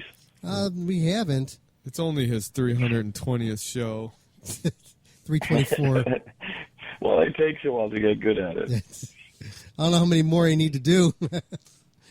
Probably about at least 4. Okay. I'm thinking at this point. So how you feeling? Much better. Jesus. I mean, yeah, that was a bad one. I think it took about 5 years off of my lifespan. Damn. Would you have tapeworms or something? Honestly, I wish. That would have been less of an issue. Damn. Did you lose a lot of weight and stuff like that from your cold? Not really, because you just kind of lay there. You don't have anything else to do, so you just eat. It doesn't really help. Dom has a tapeworm. He's looking awfully skinny. Yeah, tapeworms. That's the best diet ever. Looking to lose that weight. Or crack. Oh, well. Yeah, crack. Tapeworm is the best diet ever. It will, because it's cheap, but they will clean you out. But if you go to crack, though, then you'll lose your teeth. Tapeworms, you won't lose your teeth, so there's the benefits to it.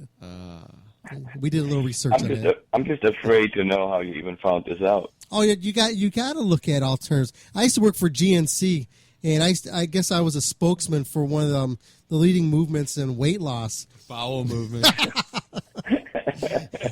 And after all the research I did, you know, all these people coming to me asking how they can lose weight, you know, what's the best thing to use, you know, and tapeworms seem to always work with no matter who had problems. They always were able to lose a lot of weight. So what they did was they asked you what you did and did the complete opposite. You are correct. But isn't there side effects as well? I mean, doesn't that mean that you have severe itchy ass? I think that's the. Well, you can pull them out once that's they start. the medical term, itchy ass, right? Well, once they start creeping out through your hole, then you just pull them out. Then you're done. Or you can just scoot across the carpet like a dog. Oh my God! I mean, you know, the problem with me is you tell me shit like that, and I see it in my head. Well, that's what I'm we're a very doing too. visual mind. So I'm scarred for life just imagining you scooting across your couch like that. Then with the tapeworm dragging out behind you. Thank screaming. God, I've never seen my dog is never dragged like that. Ooh. Well, you know why they do that is because they have their anal glands. Yeah, their need glands expunged. That's right. Thank God he's never needed that. You can lubricate them with your fingers and stuff. No. Well, your dog probably needs like a two finger queen. What? What with my dog? No, with Michael. He's got I got a Boston Terrier. He couldn't even take a pinky. Well, your tongue then, okay? Not for a tapeworm. That's disgusting. Oh, tapeworm. Sorry. Honestly, you guys. I mean, there is no other radio interview like this one. I swear to God. We try to make it memorable. Well, that it is for sure. Yeah, we try to make our interviews a lot different than most shows. Instead, because you can go to any other station and Mandy, you can go on there and they'll go over and they'll talk the same stuff. What was it like? Back in the day, World War III, and what was the best stuff that you put out? Who was the best artist that you worked with? You can hear all those things, but nobody's gonna talk about anal glands and stuff like that, and tapeworm diets to start off an interview. It's so true. Yep. Yeah. It's so true. I think you guys are geniuses. Thank you. We've been working on our skills. Yes. Oh man, I'm back in some kind of a hell. So what's new and exciting since the last time we talked to you? Well, we're finally getting ready to put at least a snippet of the new stuff out. I think either Tuesday or Thursday. I'm not sure. I haven't spoken to the label guys about that yet. So that I'm pretty excited about, and just being able to walk upright again is pretty exciting after a while. Yeah, I can believe it. Yeah. Do you have any bed sores? Do you have any what? Bed sores from laying on the being down and out? No, because I rotate, kind of like like when you're cooking the chicken. You don't want to keep it turn don't burn. Stationary. You want yeah, exactly. That's me. I kept rotating, so no bed sores. That's me. You got to turn don't burn. They make a bed at the hospitals that has like a roller or something that makes you move. They need it, yeah. Yeah, like so you don't get bed sores and shit. Are you serious? Do they put that thing up your ass too? If you ask nicely. Yeah. If you ask nicely. I shall remember that. I like when I have to go for an exam, I put the little cape or dress on backwards and leave it open. And you always walk around dropping your keys. Yeah. Hey, let's go. Let's get involved. You always volunteer for colonoscopies all the time. You were just here yesterday. Can you massage my prostate? I'm a dentist. Oh man, does that make? I mean, you're really preoccupied with the backside. Does that mean you're a little bit, a little bit funny that way? No, that's my dream actually. Most of my close friends know that my dream is actually to become gay at some point. Wow. It's only gay if you push back. There must be a reason why they call them gays. They don't call them the unhappy. So I'm thinking, right. I'd probably be a lot happier if I could, swing over to that side. But you got to get. The problem is I don't even like my own dick. So you got to volunteer for one of those gay pride parades that they have, and just roll out there, with your Van Helsing getup, and I'm sure you could turn people over to the dark side.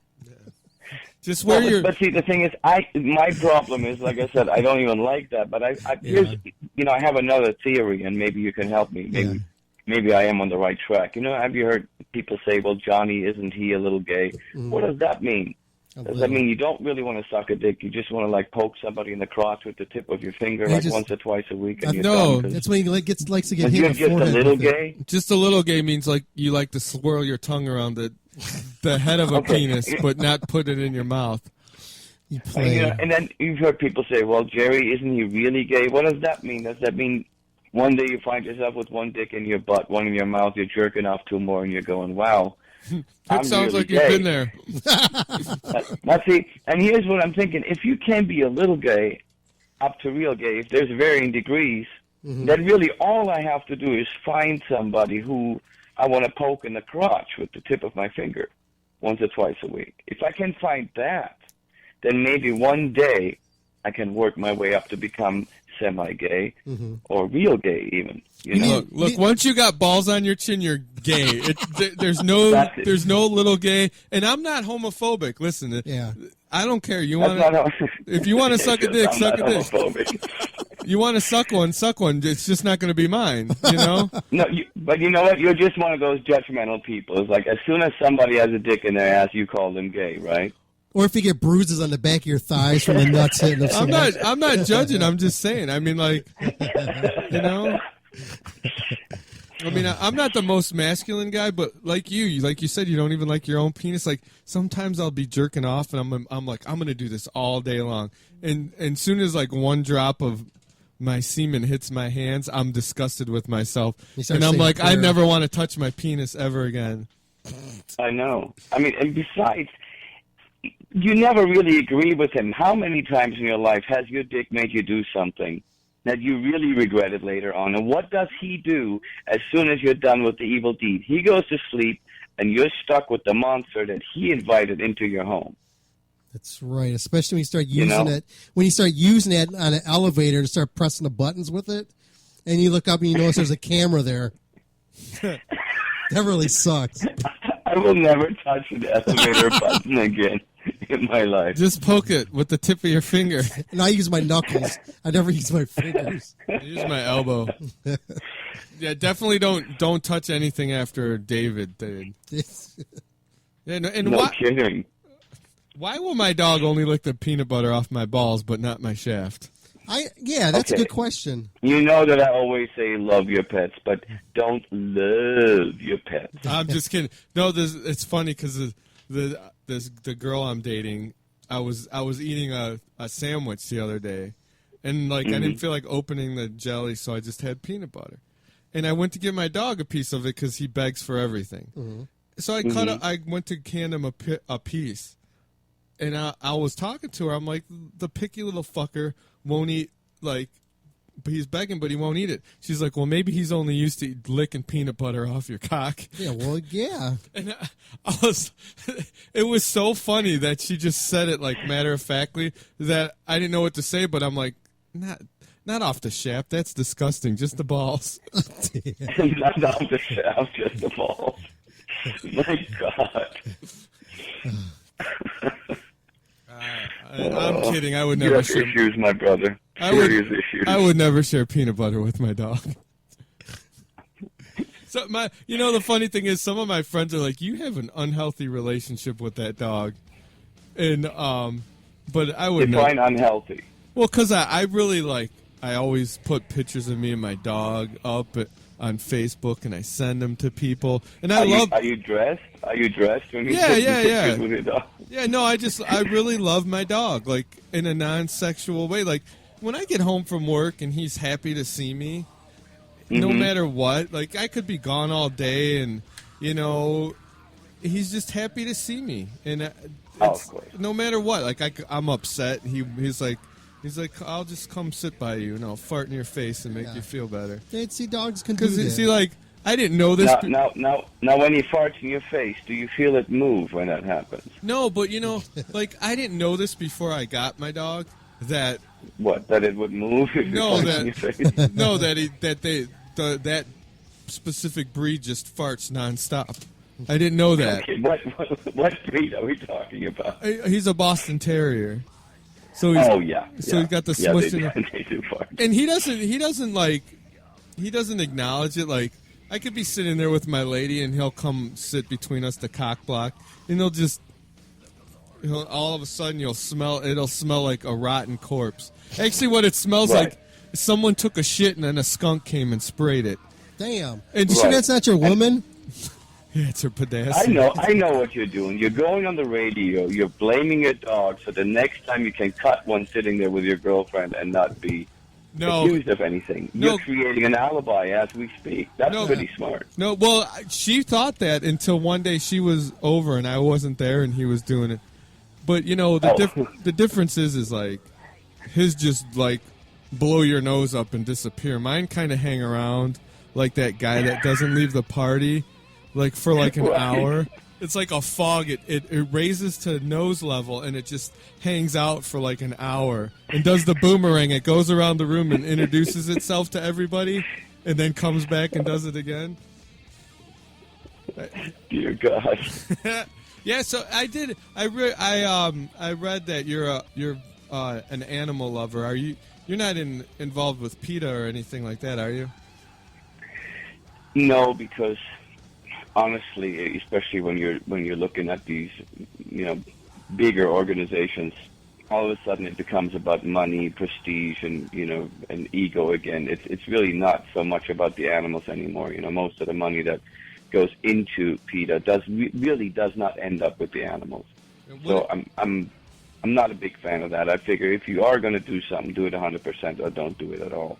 And especially if I'm not mistaken, I could be wrong, but I think that they actually have Michael Vick now as a spokesperson, which that's like getting Hitler to speak out on human rights. It's insane. Yes, and so are you are you a vegetarian? No, I'm not. You're just an animal lover. Right. I know. Some people, would look at it and say, "Well, what's the difference?" I still think that there is a difference between, eating, between food and what Michael Vick does, which is torturing and killing animals for a hobby. And watching them, and not only doing that, but when a dog wouldn't fight well enough, he'd lynch him and beat him with a baseball bat while he's having a couple of beers. I think that's a different mentality than a mother that cooks a chicken dinner for her family. And a lot of people would like to throw that all in the same pot, but I don't see it that way. I agree because I'm an animal lover, but you could tell with all the peanut butter you go through. Listen, I'll sit on the couch eating a steak next to my dog. Yeah, and I have to change the channel when they have all those sad commercials with the animals on. Yeah. That is the worst. It's like, know. how do they have so much money because those commercials are like 10 minutes long, it seems like. How do they have all that money? They should invest that money instead of commercials. Every time I see those commercials, it always makes me want to order Chinese food. My God! Seriously? No. Twice eaten. I get hungry. Dude, you are going to smoke a turd in hell for saying that shit. Well, listen, everything makes you hungry. Let's be honest. I can't help it. That tapeworm. You know what? He's got a tapeworm, but he's inside the tapeworm. He's eating the tapeworm as opposed to the other way around. I'll show that bitch who's running. My God. Seriously. He's a good eater. I'm going to have to ask my mother if she had a couple of other kids that she popped out before or after, because I feel really kind of warm towards you guys, almost like a family kind of. Thank you. I feel the connection. So were you able to get off the sick bed and hit NAM up, or? Yes, I did. I wasn't 100% yet, but I had to go and at least spread the germs a little bit. Mm-hmm. I'm not a big fan of NAM, but this year I decided to go because we do have a single coming out, and want to let people know that we're about to do some damage. So I went, and actually it wasn't as bad this year as it usually is. Have you gone? No, not yet. We're looking forward to it one of these days. I'm telling you, man, it's like, imagine just this big giant place with 9,000 tables, everybody trying to sell you something, grocery store lighting, and it's just, I don't know. It's horrific. I mean, I would rather suck the rotten abortion out of a dead moose's uterus than having to go there every single year. That's pretty damn good. That's a visual. I was picturing that. Dom is actually Googling how to find a dead moose carcass. He's pregnant. Googling a dead moose. And by moose, I don't mean chocolate mousse. Would you do it with one of those silly straws? Yes. If I don't ever have to go to NAM again, yes. Bring it. I've always wanted to go there. I just, it's so far out, and it always comes at the wrong time of the year, like after Christmas. So it's really hard to save up to go to do something like that. But I think for us, since we're just in the middle of all the media thing and with the bands and all that, and a lot of the connections, stuff like that. It'd be more like a kid in a candy store with us, because we'd run into so many people that we talk to, on the show, who are related with us, and I think it'd be a really cool thing for us. But we're just waiting for one of these days when we actually can make our way out there. I think as long as you bring sunglasses, so you don't have to deal with the Ralph's lighting and lots of alcohol, you should be fine. Oh yeah, that's on the list. Yeah, it's about as much fun as a root canal. Damn, that's not that fun. What's worse? I heard there are some people that pay for that. What's worse, the root canal or the colonoscopy? Ooh. No, I guess that depends on where you park it. It's true. See, I've only had I got the finger once from my doctor, but I haven't got the colonoscopy yet. Now here's a tip. If somebody's doing that to you, if your doctor's doing that to you, and you feel both hands on your back, there's a problem. I thought it was weird when I felt both hands and I heard. My doctor. Yeah, he's using the wrong instrument at that point. Was he saying it's going to hurt you more than it's going to hurt me? No, but he actually did say, "I'm sorry I didn't take you out to dinner first." Because I asked him if I could get drunk before he gave me the finger. Did he ask if he could just spit on his finger first? You're asking me? I never had it done, thank God. So, I'm going to just go back to your music again, just for a couple minutes, and we can get back thrown off track again. Okay. So when does this all come out, where people can actually get a hold of your new stuff, new material? Well, honestly, I think at this point it's only going to be a few weeks. I got you. We're just trying to decide if we're going to wait to actually do a video along with it, or if we're just going to put it up by itself and then do a video later on. But what we're going to do from that moment on is we're probably every 12 weeks or 16 weeks we're gonna put out some new stuff. Gotcha. But it's gonna be, we're gonna do it in reverse. Before you would do you do a full length CD, and then you would put out the singles off of the CD. What we're gonna do is we're gonna put out 10 singles and eventually combine it into one CD. And it's going to be a bit of a concept album in the end. So it's almost like, watching episodes of a story as it, develops. Cool. So is there any plans to maybe tour?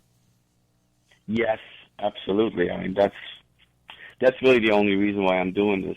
I don't really like spending time in the studio, or, to me, it's all about playing live. And, if I'm not mistaken, I think they have 6 or 7 or maybe 8 shows booked when we're trying to basically just fill the year. But we couldn't do that until we knew when we're going to put the single out. But yeah, definitely. I mean, the rest of this year we're going to play anytime, anywhere for $39.95. Nice. Oh. Yeah, and the call within the next 10 minutes will also bring a kitchen knife set. Oh, it slices, it dices. Is it By a the way, blade of that's not glory? all. The blade of glory. I'm going to slice this tomato with this plastic credit card. I like it. I wanna go 1, with 2, 3. 1, 2, what? It's an It's not an infomercial. It's a commercial. It's this blade sharpener called Blades of Glory, and the guy cuts a tomato with a credit card. That's awesome, because that's really what you want to do with a credit card, for sure. Especially if it's not yours. Yep. Or it's maxed out. Or if it's maxed out. If it's not yours, max it out. Then go cut it a tomato. When your stuff comes out, man, you gotta shoot it over here so we can put it on our server and get it in our player and definitely feature it on our show here, because we get a lot of people listening to this weird show, and definitely if we tag it the right way, I definitely want to draw traffic to it so you could see the profits come on your end. Okay. Yeah, I'm hoping that we're going to be in your neighborhood soon, and then I'm just gonna move into one of your houses for however long we're going to stay. So, that sounds good. Michael's got all Doesn't kinds of that sound room there. great? I could be the phantom of your house. That's right. The Phantom of the Oprah. I'm hiding the peanut butter. Hide your dog, because he's going to have a lot of work going on. Hide your daughters. Hide your wives. Hide your husband. They raping everybody. So do you guys do live broadcasts from shows as well, or just from your studio? Yeah, we take the show on the road. Yeah, and we did like 5 or 6 shows last year. Yeah, we did Corrosion of Conformity Mhm. and Valiant Thor together. Sebastian Bach. We did Sebastian. Oh, that's right, you did do Sebastian Bach. I was stuck with the gear. There's a couple other shows we did too. You did Kill Devil Hill. Kill Devil Hill. Yeah, we broadcast live there. That's cool because we get the feed right from the board and everything. So you can actually, and we have a video. You can watch the video of the concerts also. The video's usually shitty. Yeah, but the music comes out pretty good. So maybe when you come through here, we can do that. We do a live broadcast, and we could pump it up so you can get fans around the world. They could tune in and watch you perform. And you can wear your leather duster and kill some vampires. That's right. And who's in the band right now? Well, there's actually 2 lineups. I have a lineup with a bunch of fairly new guys that are fantastic players, and then I also have a lineup with a bunch of guys that most people would know. There's I'm sure you're familiar with Roy Z, which is a phenomenal guitar player. Played for, Halford. He played for Dickinson. Great producer, he's a too. tremendous producer. Yep. He's produced everybody from Iron Maiden to, Halford to you know who. Yeah. And we hooked up with a great drummer. I had no idea how damn good this guy is. Les Warner from The Cult. Oh, okay. The hard-hitting beast, just at the right kind of sexy groove. Most metal drummers are, even if they're heavy, they don't have that thing that I can't even really describe what that is. You just know it when you hear it. And he's just a phenomenal drummer. And then of course, we got Jimmy Bain, which I still think is probably the best metal bass player alive or dead. I mean, he's just amazing. You got to play with some big name people for his whole damn career. Jimmy? Yeah. Absolutely. I mean, Jimmy was a rock star before any of us wasn't itching our daddy's pants when you think about it. Mm-hmm.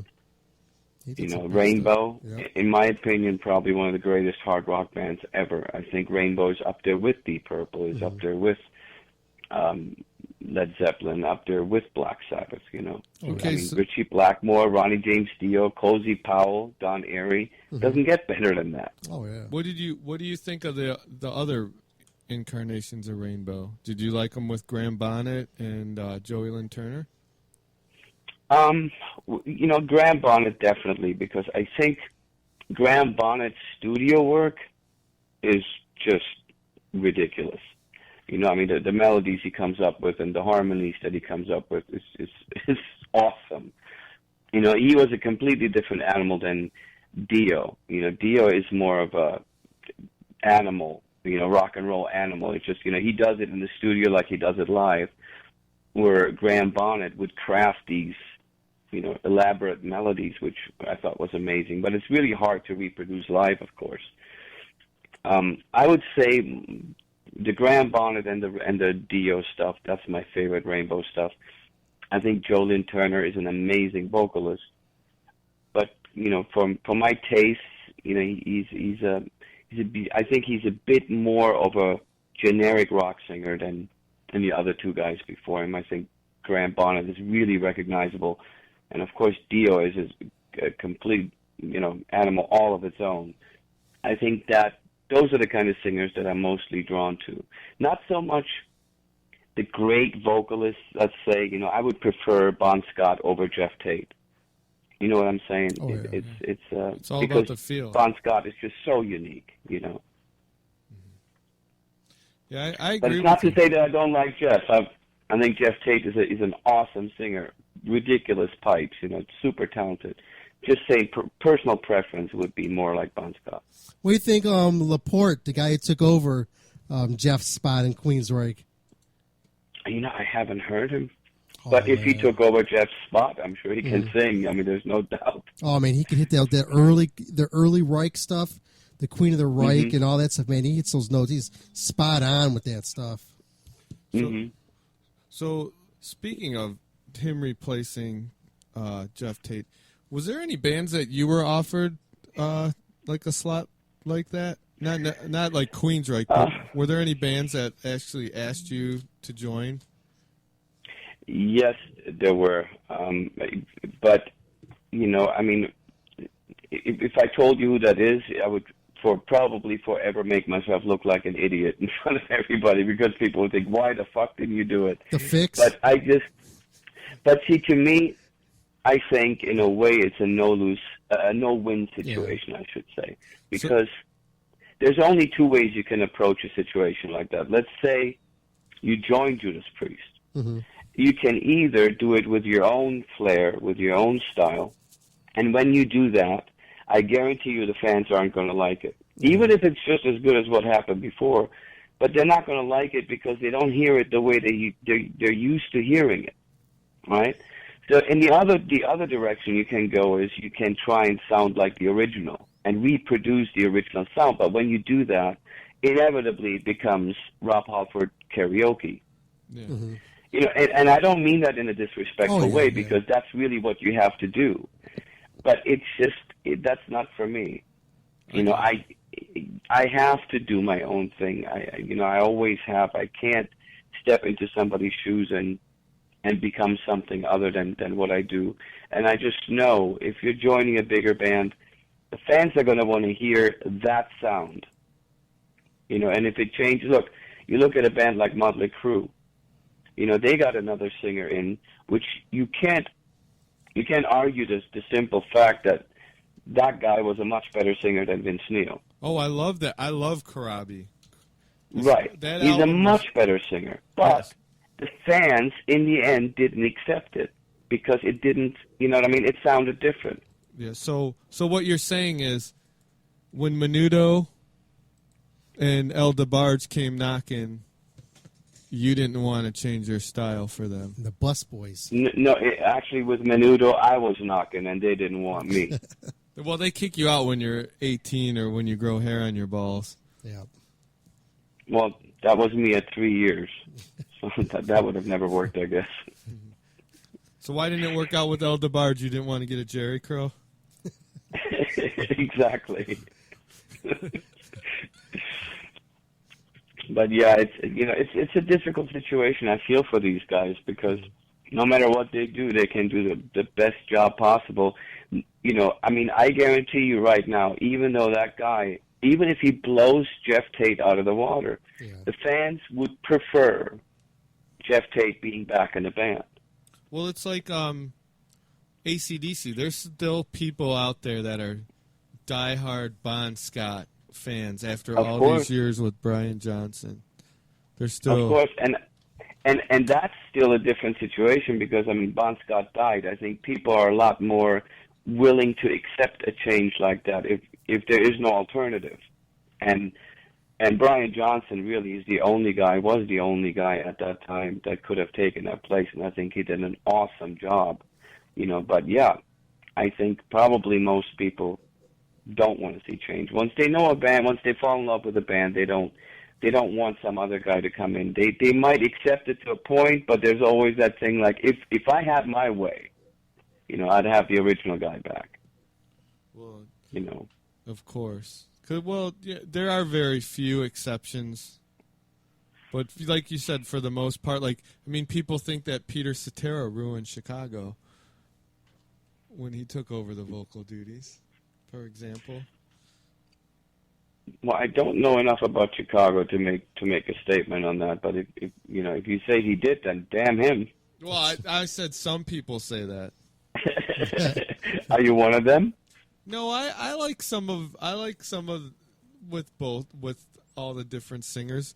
I mean, granted, they did have some mushy gayness with Peter Cetera, but they had some mushy gayness with the other guys. So I don't even know how many other singers there were before Peter Cetera. I didn't even know who the hell he was. I know that Peter Cetera beat out some gentleman from Germany named Mandy Lion for the gig, though. But that's also because he knew. That's because he already was. Yeah, I was up for all of them. Damn it! Well, that's because he was already in the band playing bass, I believe. Uh-oh, I hear music again. I'm playing some of your stuff in the background for people who are just tuning in. And for the people who are just tuning in right now, we have Mandy Lion on the phone. Right now, it's an exclusive.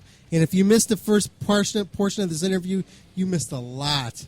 Yes, you missed how he became the inspiration for Barry Manilow. That's right. And how Mandy Moore's parents named their daughter, who was hot for a minute after Mandy.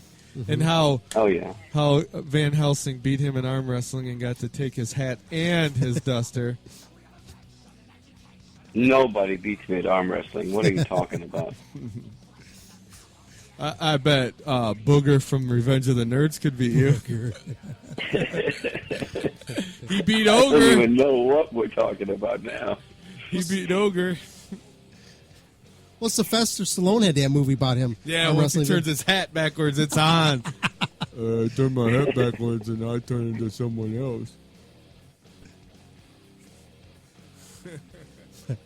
All right. Hey, Mandy, we got a schedule to keep, but why don't you tell us one more time where we could find everything Mandy Lion related? That's right.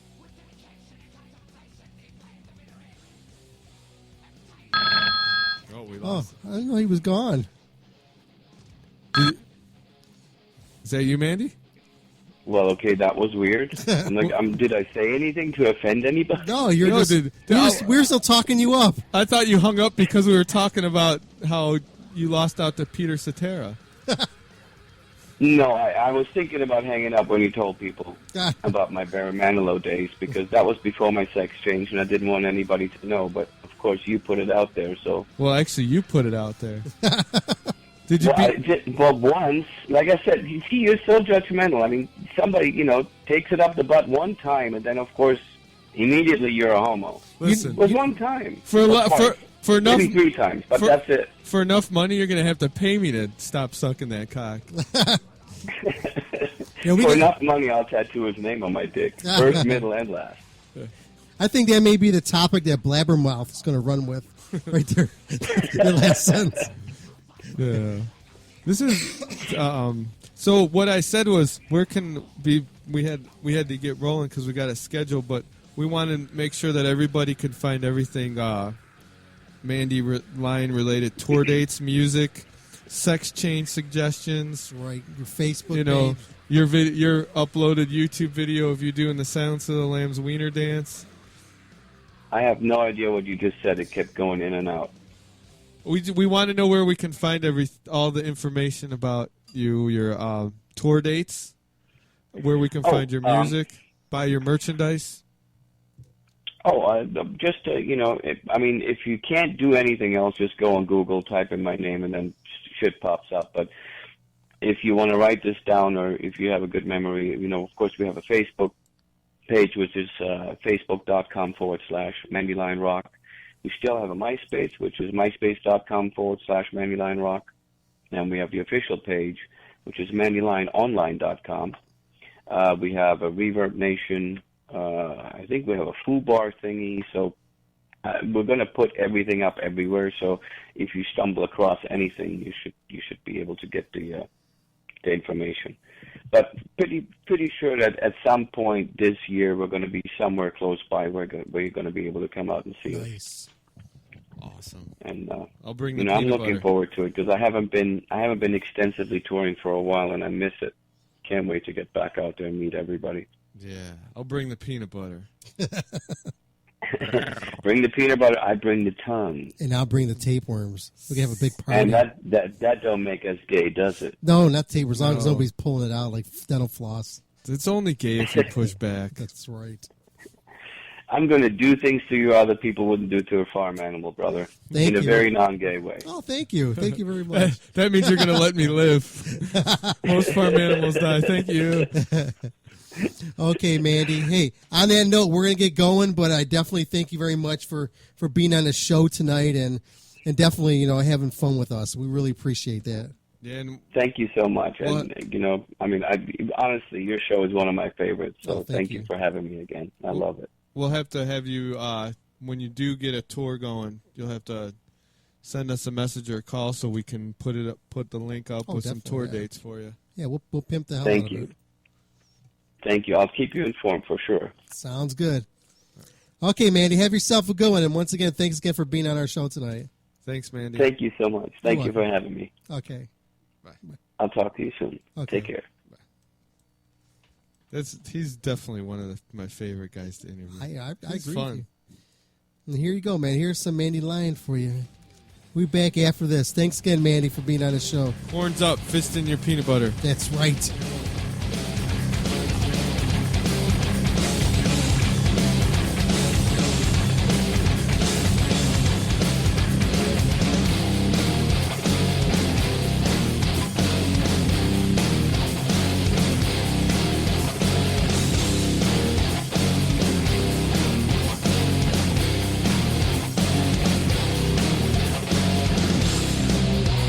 There's nothing like madness to soothe the fight of love.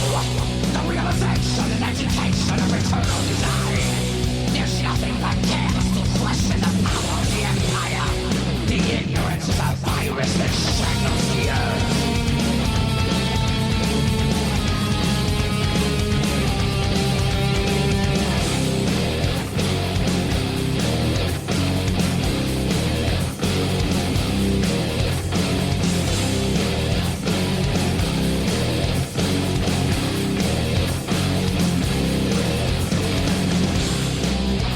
The rumors that you've heard aren't always wrong. The planet is governed by the robots of industry. With dedication and contemplation, they plan the bitter end. A timeless ritual that never, never ends.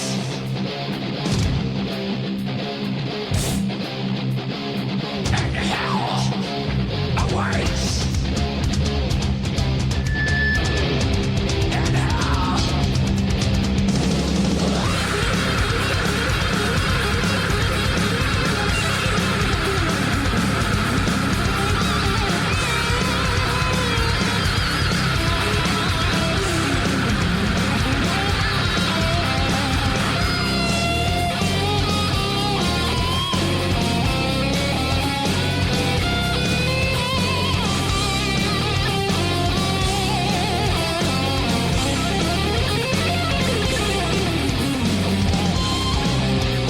You thought that you alone knew the plan. Those who worship idols never marvel at the man. The insanity that runs amok only occupies the mind. The ignorance is a virus that shackles the earth. And hell awaits.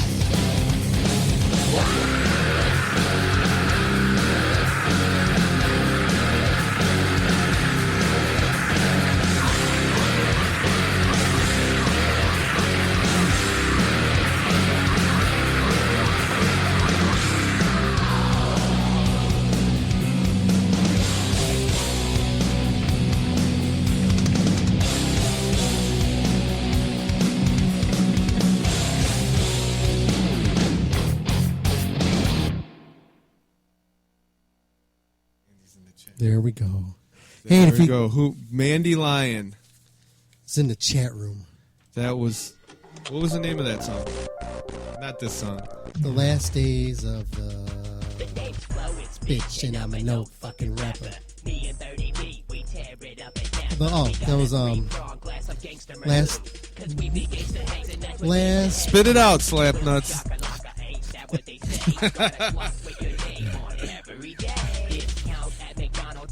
Me a McChicken. Empire. Last days of the Empire. And we play this song more than those people in the damn movie did. Just stick it. Stick it. Stick it.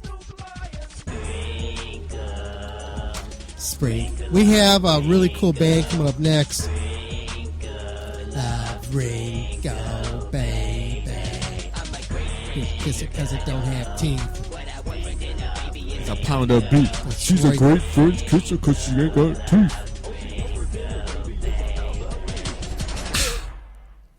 That's the new hit. It is. Sprinkle of Wrinkle. You got checked out by from Flois. Yep. From the Thanksgiving 3 soundtrack. That's correct. How is that not a number one rap hit? I have no idea. It should be. I heard some rap. That's some really good stuff there. So check this out. Yeah. My sister picked my son up one day and took him to lunch. Yeah. And I get home and he's there and he's like, you know what? Aunt Tracy listens to rap. He's like hardcore gangster rap. Does she really? He goes, and she knows the words. She's sitting there singing them. I'm like, get out of here. He's like, yeah, she's like this in the car, like bobbing and shit. That's funny. I'm like, she's a gangster. It's funny because my sister. My sister's a little older than me. Yeah. And she doesn't seem like the gangster Yeah, rap type. she's not. She doesn't come across OG to me. Yeah. Mm-mm. I think she's faking it till she's making it. Hey, we're going to be giving these guys a call from Walk as Chaos. Who? Walk as Chaos. Let me see. I got them up on our board. Here's what they sound like. Walk as Chaos. I thought you said Walk as Chaos. It's that prog stuff, man. We had PR people contact us, but then I kind of lost track of it. And then I came across their music, and I was like, I'll give them a listen, And I checked it out, I was like, man, this fucker can shred on a guitar, man. It's really good. This is Impasse. Is that how you say it, or Impasse? Impasse. You're at an impasse. It's almost like Morning Wagon. Yeah, check out these guys. Walk as Chaos. Check them out on Facebook /Morning Wagon. Yeah, it's Facebook.com/Walk as Chaos. This is just the two guys? Yeah. There's more in the studio than those two guys. Shazam. Hey, Jim Neighbors died recently. It's Alan, Sasha Laskow, and Jared Maxwell Leister and a computer. That's it. So it's all just computer generated? No, they do it. They do all the recording. Well, it says vocals, computers. Well, the video, the guy's playing guitar, so. Yeah, he's playing guitar. Yeah, didn't Jim Neighbors just die, or didn't he? He got married, something like that, to a man. Same thing. Yeah. But he got married to a man. No, I know they say your life's over when you marry a woman. Yeah. Because nothing closes a woman's legs like wedding cake. That's right. But wouldn't it be the opposite if two guys married each other? It'd be like constant cock and balls. Sex. I think it's a different story. I don't know.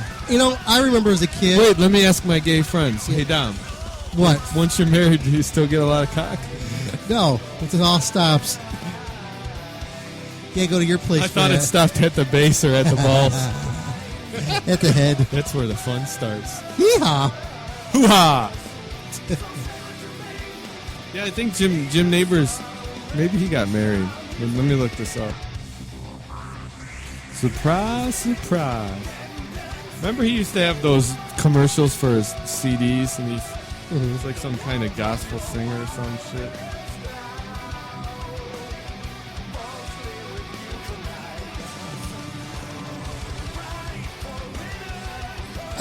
If you're just tuning in right now and you guys are wondering how you can hear the Maximum Threshold radio show, there's many different ways you can do it. I think the best way, if you're on your phone, go to that on your Play Store, whatever the hell it's called, or whatever, or in iTunes. Get that app called TuneIn. My bad. What's that? I'm sorry, Jim Neighbors fans everywhere, all three of you. He did not die.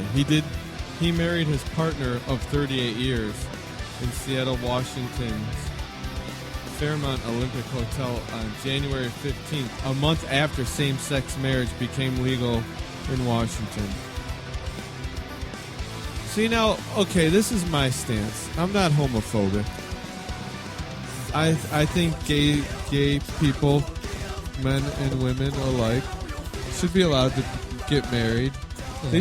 They should be allowed the same right to be miserable as heterosexuals. Yeah. But you want to make this is what you do. No divorce across the board. Straight, gay, heterosexual, homosexual. You want to get married? No divorce. Unless there's beatings, murder, or I guess if you marry someone who molests your children, you can divorce them. That's pretty bad. Oh, me so horny. Oh, me too. Once again, in the background, this is Walk as Chaos. Walk as Chaos. We're going to be giving them a call in 3 minutes. Good thing I looked to see if we were calling them or they're calling us. I hate it when I forget to look at it and I assume. You gotta stop drinking. I know. Well, everything got thrown in a loop when DLK called in sick. I know, because usually he's the one that keeps us on track. He does.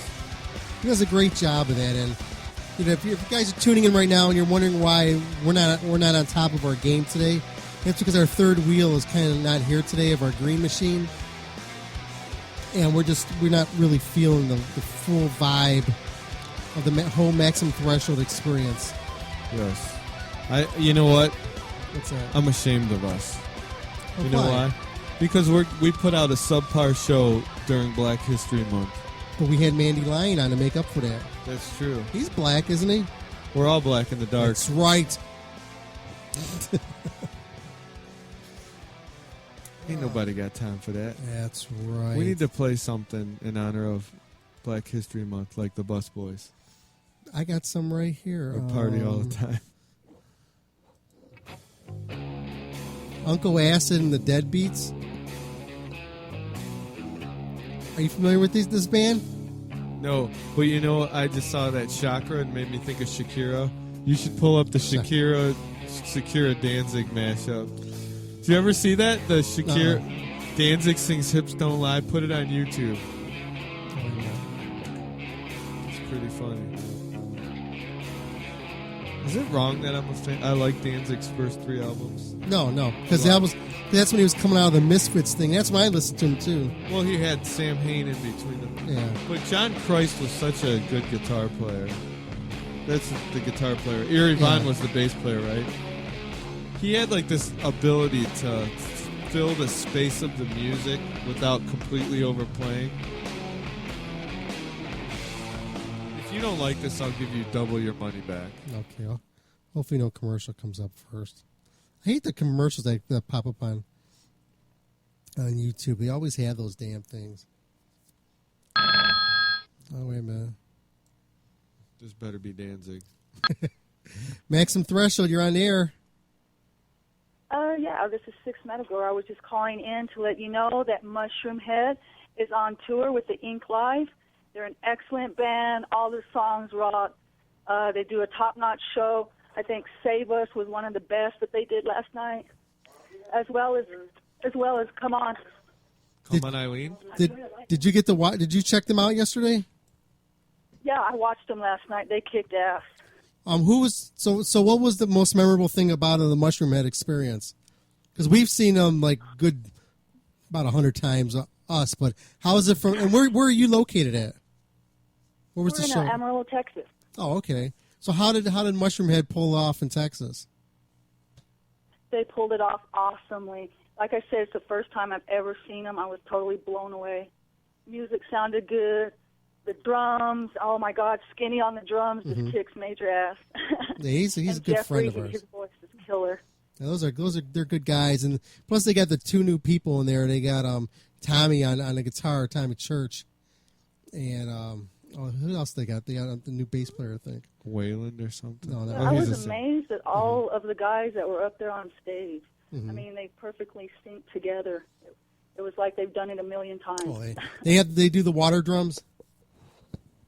Yes, they did the water drums. That kid, yeah, I kept saying, "Is that water?" My husband said, "No, it looks like glitter." And I was like, "No, man, it's water." So every time I hit that beat, that water would just come up. The speakers would rattle. Everybody would go crazy. Did they do the Angry Dragon? I think they did.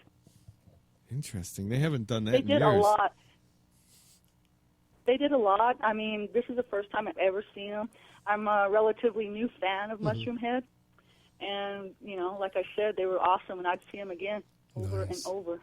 Cool. You know, Amarillo, we don't get too many heavy concerts like that, Yeah. so when it's around, you got to take advantage of it. You know what some of the songs that they played? Did you get like a listing of the songs on the set list or anything like that? Yeah, the ones that I could really remember that stuck in my head was Come On, Simple Survival, Soul Is Mine, and Save Us. Now, Save Us was awesome. They played the Sun Don't Shine or Sun Don't Rise.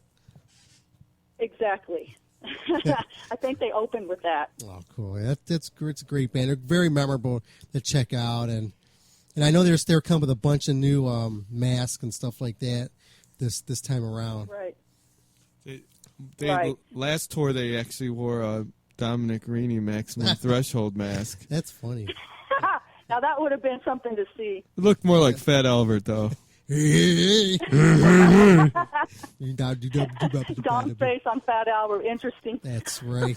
Hey, Fabby, Abby. What be baby, DB? Fat Albert, you like school in summertime. You ain't got no class. You like a broken clock. Why is that, Rudy? Because you don't know what time it is. You had that whole memory. I heard that. Now, Mushroom Head, they're out of Cleveland, Ohio. Am I correct? Yeah. We grew up with them. Went to hung out with them and stuff back in the day in the 80s and stuff like that. So we have a strong history with them, especially the bands that they were in prior to that also. Like Jeffrey Nothing, man. He was in a cool band. Check out. They were called Purgatory. It was a good metal band out of Cleveland back in the day. It sounds nothing like Mushroom Head. Nothing. It was a good metal band. Yeah, to me, Mushroom Head had a mixture of kind of industrial, metal. I mean, it had a lot of different little nicks in it, which made it really cool. Gotcha. It's like just straight out metal. They put a little flavor into it. Cool. So I think everybody that listens to any kind of metal would really dig them. So, what are you doing to honor Black History Month? Not a damn thing. That's great. Okay. I could say something, but I won't. Okay, we got to get going here. We've got an interview we got to do right now with Walk is Chaos. We got to call them up right now. But I really thank you very much for calling in for the show review for Mushroom Head. And what city was that again? It was in Amarillo, Texas. They were with the Ink Life Tour, which is touring, I guess, all across America.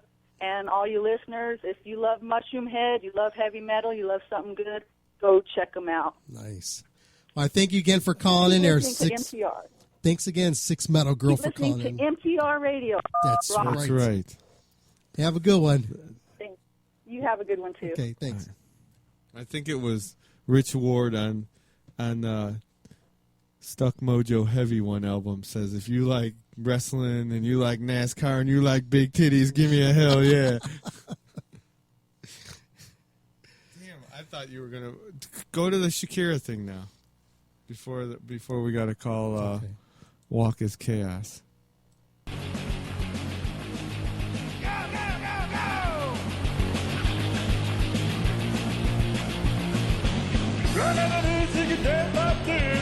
Give me dancing, wanna speak Spanish. Burrito, Doritos, Fiesta, and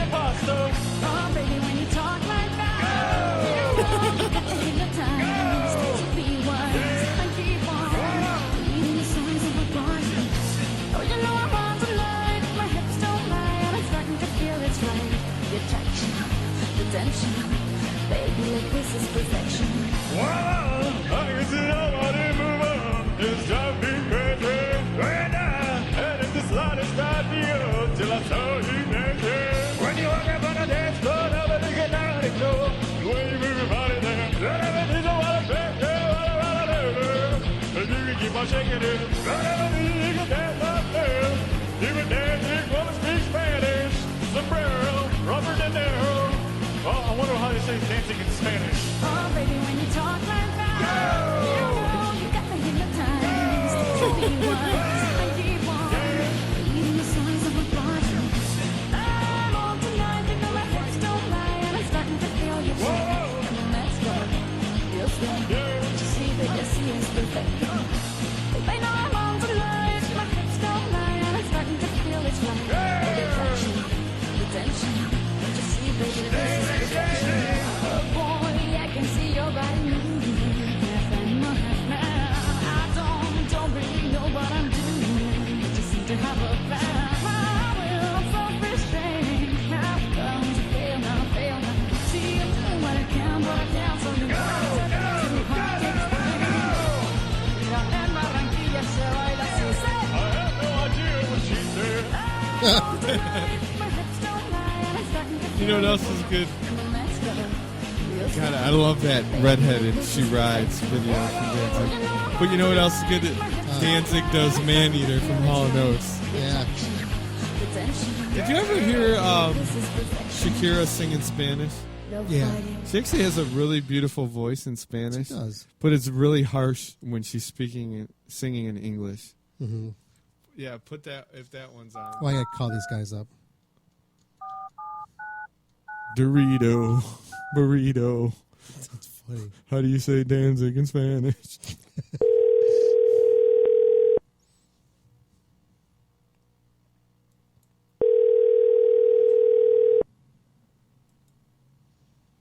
Hello? Hello?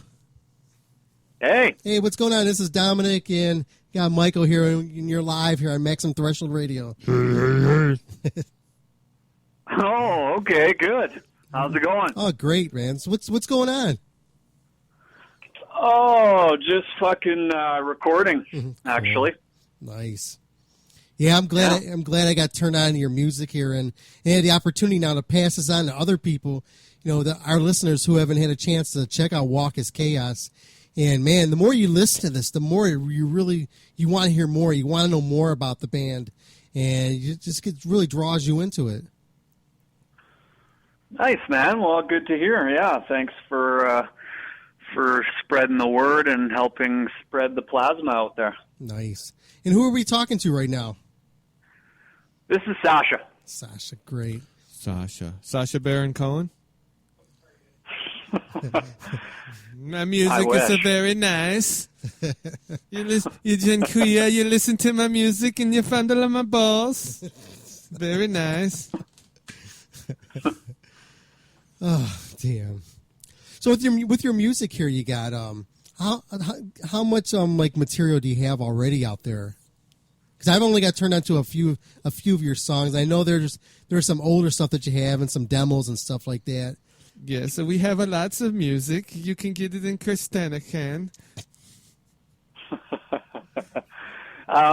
Yeah, there's only a couple tracks. Mm-hmm. There's Impasse, which is the one we did the video for, which has vocals and everything. And then I've got an instrumental demo as well that's out there. Basically, it's this project is a kind of a continuation of a project that I did previously called End It All, mm-hmm. which was kind of the same thing. It was like a solo project, basically, with me doing all the music, and my partner Jared does all the vocals. So same two people in Walk as Chaos, and just kind of a continuation of that with a new name.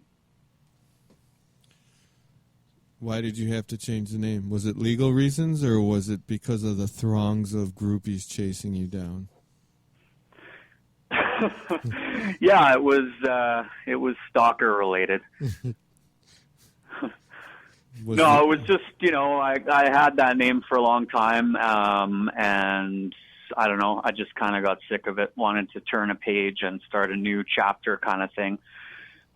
Even though it's the same people, the songs are a lot newer, so it's just a new project, a new kind of chapter, I guess. It's like when Old Dirty Bastard changed his name to Big Baby Jesus. Yeah, I think it's kind of like that. Yeah, for sure. Yeah, you could draw the parallels there. Yeah. Interesting. So how is it putting the music together between you guys? Is it just you two, or do you have other people to come in there and help you guys arrange the music, or how do you do that? No, it's just us two. Basically, I kind of come up with the music, the riffs, and the arrangement and the structures and all that kind of stuff. And then I'll record it, program the drums, program all the bass, keyboards, all that kind of stuff, and put that all together. And then I give it to Jared as kind of a pretty much fully realized piece. Mm-hmm. And then he takes it from there and does his vocals to that. So he'd usually come up with a pretty solid idea on vocals, and then I would, work with him on tweaking it or whatever. We kind of collaborate on vocal lines and lyrics and stuff like that, and then that's about it. So you do all the guitar parts in that also. Yeah, I do all the guitar parts and all the songwriting, all the music basically, everything but the vocals. And then Jared comes in and puts in the vox. That was, your guitar playing, and that was what really drew me into the music. It was because it had more. It was. I think when I started listening to it, I was thinking, well, this is a prog band. They're probably going to be, the hard parts, mellow parts, and blah blah blah, and things like that. But when you listen to it, your music isn't structured that way. It's more of like a chaotic roller coaster ride. I mean, it's going like it's steady for a second, then all of a sudden it takes you somewhere else. Is that how you wanted this, the music be structured like that? To throw you off when you listen to it? Yeah, definitely. I mean, for sure, it's it's progressive, which to me isn't a genre where, I'm progressive, so I have to sound like Dream Theater or Between the Buried to me. Like, progressive means you should actually try something different, you should be progressing the genre or progressing the music a little bit. So that's what I try and do is add little twists and turns and things that you might not expect to hear, or that hopefully maybe you haven't heard a million times before, and just twist it up a little bit, like, for example, there's a riff in there that's basically taken from a salsa type rhythm, but put to low tuned heavy chords. And I just thought that was kind of cool and kind of different. Hadn't really heard that sort of thing too much. So, I thought I'd throw that in there. Mm-hmm. And the other thing is trying to, even when you have changes and incorporating different riffs and stuff, is to still have it flow. Like, like you said, a roller coaster metaphor. It doesn't, you don't just go flying off the edge at any time, even though it's a cool ride. It still flows. It's still got some thought to the arrangement and how things go together. So I don't want to ever just slam into a polka part out of nowhere, like some bands might do. I don't really dig that as much, the jarring changes. So there's definitely thought going into the arrangement and the songwriting so that it still has some kind of cohesion to it. Gotcha. In the video that you have out there for your for the song, who put that all together? The idea and the concept behind it. Yeah, so that was almost entirely the director, Doug Cook. Okay. And I've worked with him before in my other band, Divinity. We've done a couple videos with him as well before. And, he's kind of the man. He's the go-to guy for making awesome music videos in Calgary here. And I've known him for a long time. And basically, I give him the song and just kind of let him go off. I don't really, he's an artist too, right? He's inspired and wants to kind of contribute his own thing too. So I don't tell him necessarily what to make or what I want to see. I just say, here's a song. What does it make you feel? What does it make you think about? And then, he came back with a concept that was pretty close to what you see in the final thing. Was his initial concept. We just basically refined it and kind of fine tuned it from there. But that's mostly his department is all the visual stuff. Now, those glasses that you're wearing are those yours, or they're a prop from him? No, those are a prop that we made. I do wear glasses normally, but they're not fucking crazy science goggles like those ones. Just normal glasses. But yeah, those ones are just a prop. Are those to keep all the women away from you? To make you less handsome, like how Brad Pitt would cut his face so the rest of us would have a chance? Yeah, exactly. Yeah, totally. Yeah, I'm trying to, trying to avoid the gang rape that I've been accustomed to. Yeah, we know how that is over here. That's why we do the radio. Yeah. So what do people have to look forward to, like this year for Walk as Chaos? I'm just going to keep on making music, man. It's not really, it's not my main gig or anything like that. It's a side project, a solo project, whatever you want to call it. So, we just work on it when we can. I mean, I'm writing songs and Jared's working on vocals for some songs as well.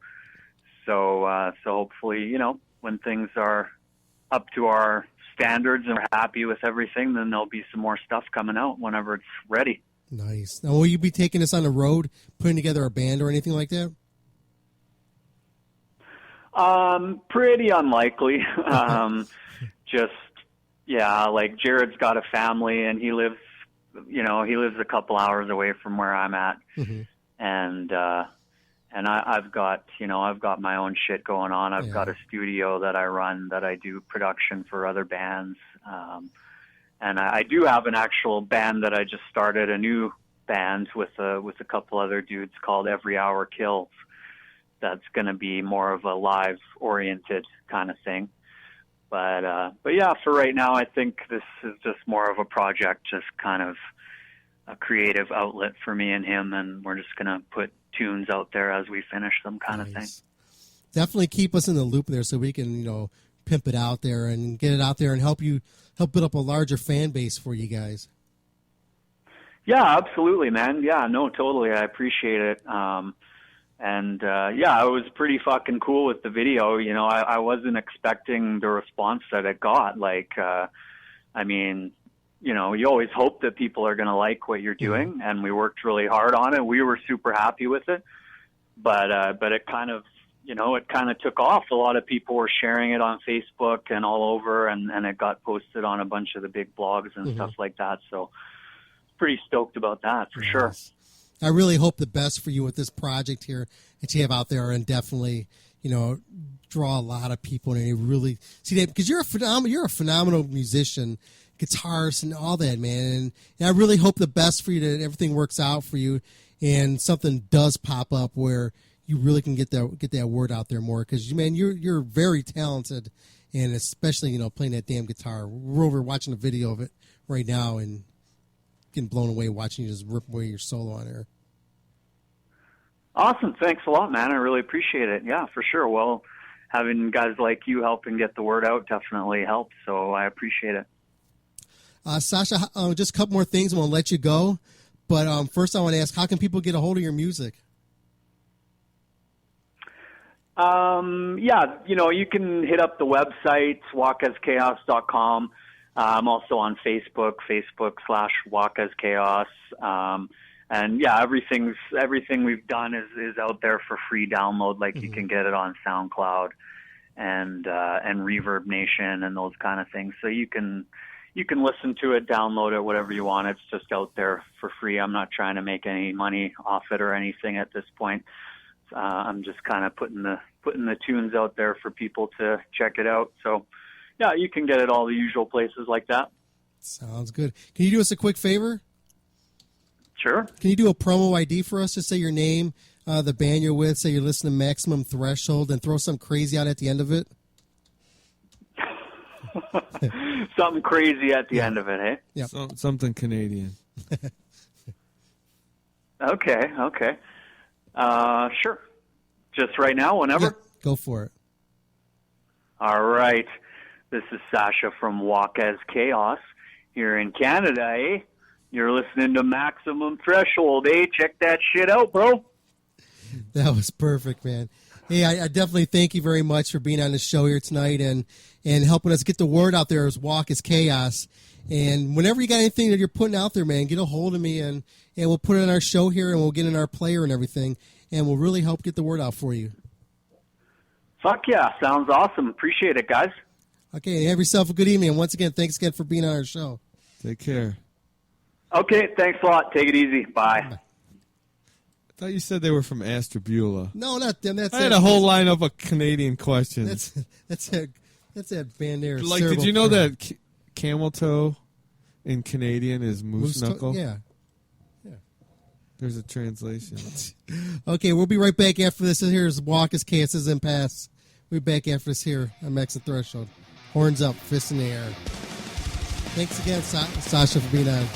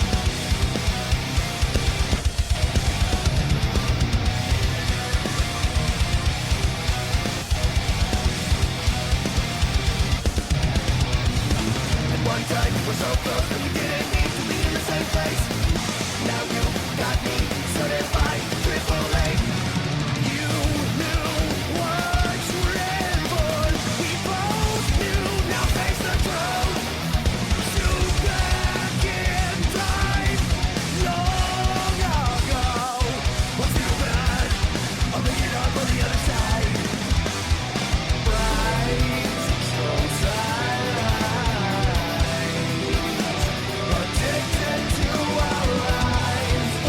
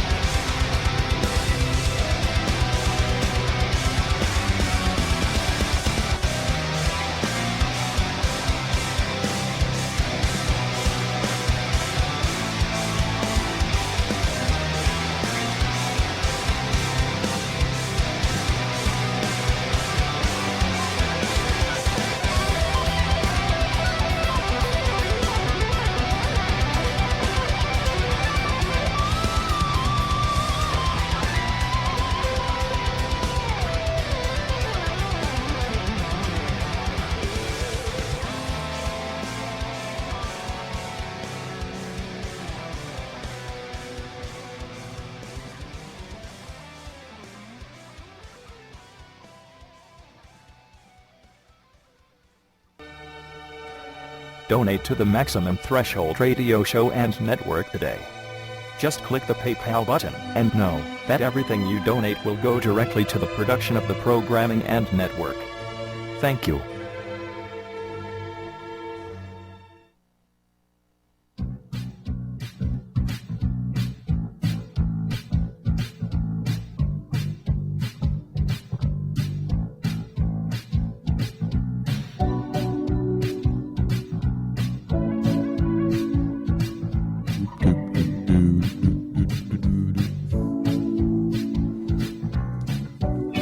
This one might just That's be... Tommy Victor on the guitar. On bass, isn't it? No. That's John Christ. Okay. And Ari Vaughn was the bass player. Now, this one might just be him. They might just have sunk his lips up to it. Look at Chuck Biscuits. Yeah, this one's just lip sync. What'd you think of the Shakira one? That was pretty good. We only got a couple minutes left here.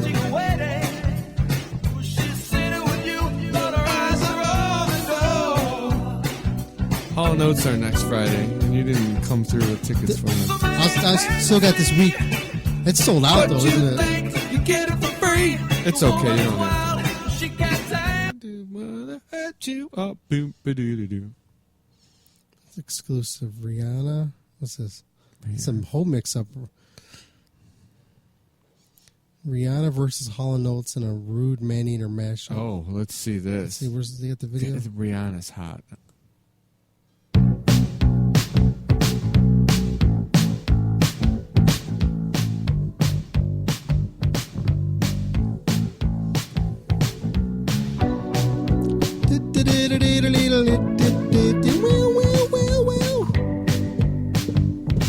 So today we were rehearsing and Steve just started playing the bass line and he said, that's a Hall & Oates song. Couldn't figure out which one it was. Yeah. I'm like, oh, that's You Make My Dreams Come True.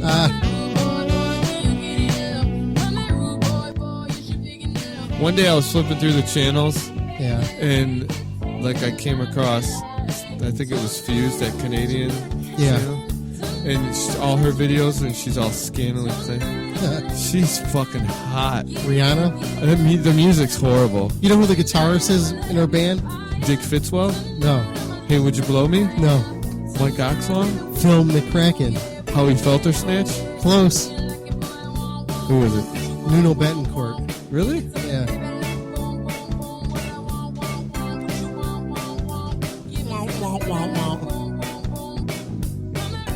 This ain't doing nothing for me, man. This is horrible. I mean, you need to see her, not hear her. Yeah, I know. Okay, man, we're getting ready to get out of here. Next week, DJ Will, Metal Will be on the show. And we got a couple other people popping on the show. I think we got this band, 38 something. Oh, let me see. Let me make sure.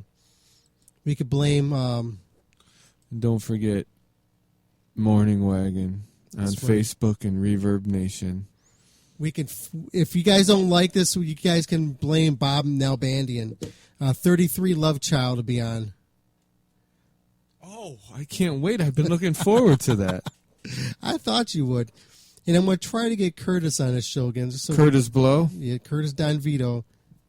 In the next couple of weeks, we got Sherry Curry will be on the show here. Who are you going to have on when I'm not here? Who do you want us to have on? That guy who does the Allstate commercials. I'd like to thank you all for tuning in to the Maximum Threshold Radio Show. Maximum Threshold Radio Show comes at you live every Saturday night from 8 to 11 p.m. Eastern Standard Time. Not only here on MaximumThreshold.net, but also on all of its other lovely affiliates. So however you get a chance to check out Maximum Threshold, we'd greatly appreciate you listening to the show and the program. Don't forget you can also catch us also on iTunes. You can catch us also on our website for downloading at MaximumThreshold.net. There's many different ways you can catch the Maximum Threshold Radio Show for downloading. You can also Google Maximum Threshold and you'll come to all kinds of different other avenue to download the show. So any way you can get the show and you can listen to it, I would really appreciate it. Like I said, you can catch us on iTunes. Just do a search for Maximum Threshold and you will find us. Thank you again for tuning into the Maximum Threshold radio show, the only station to make your ears bleed in a good way.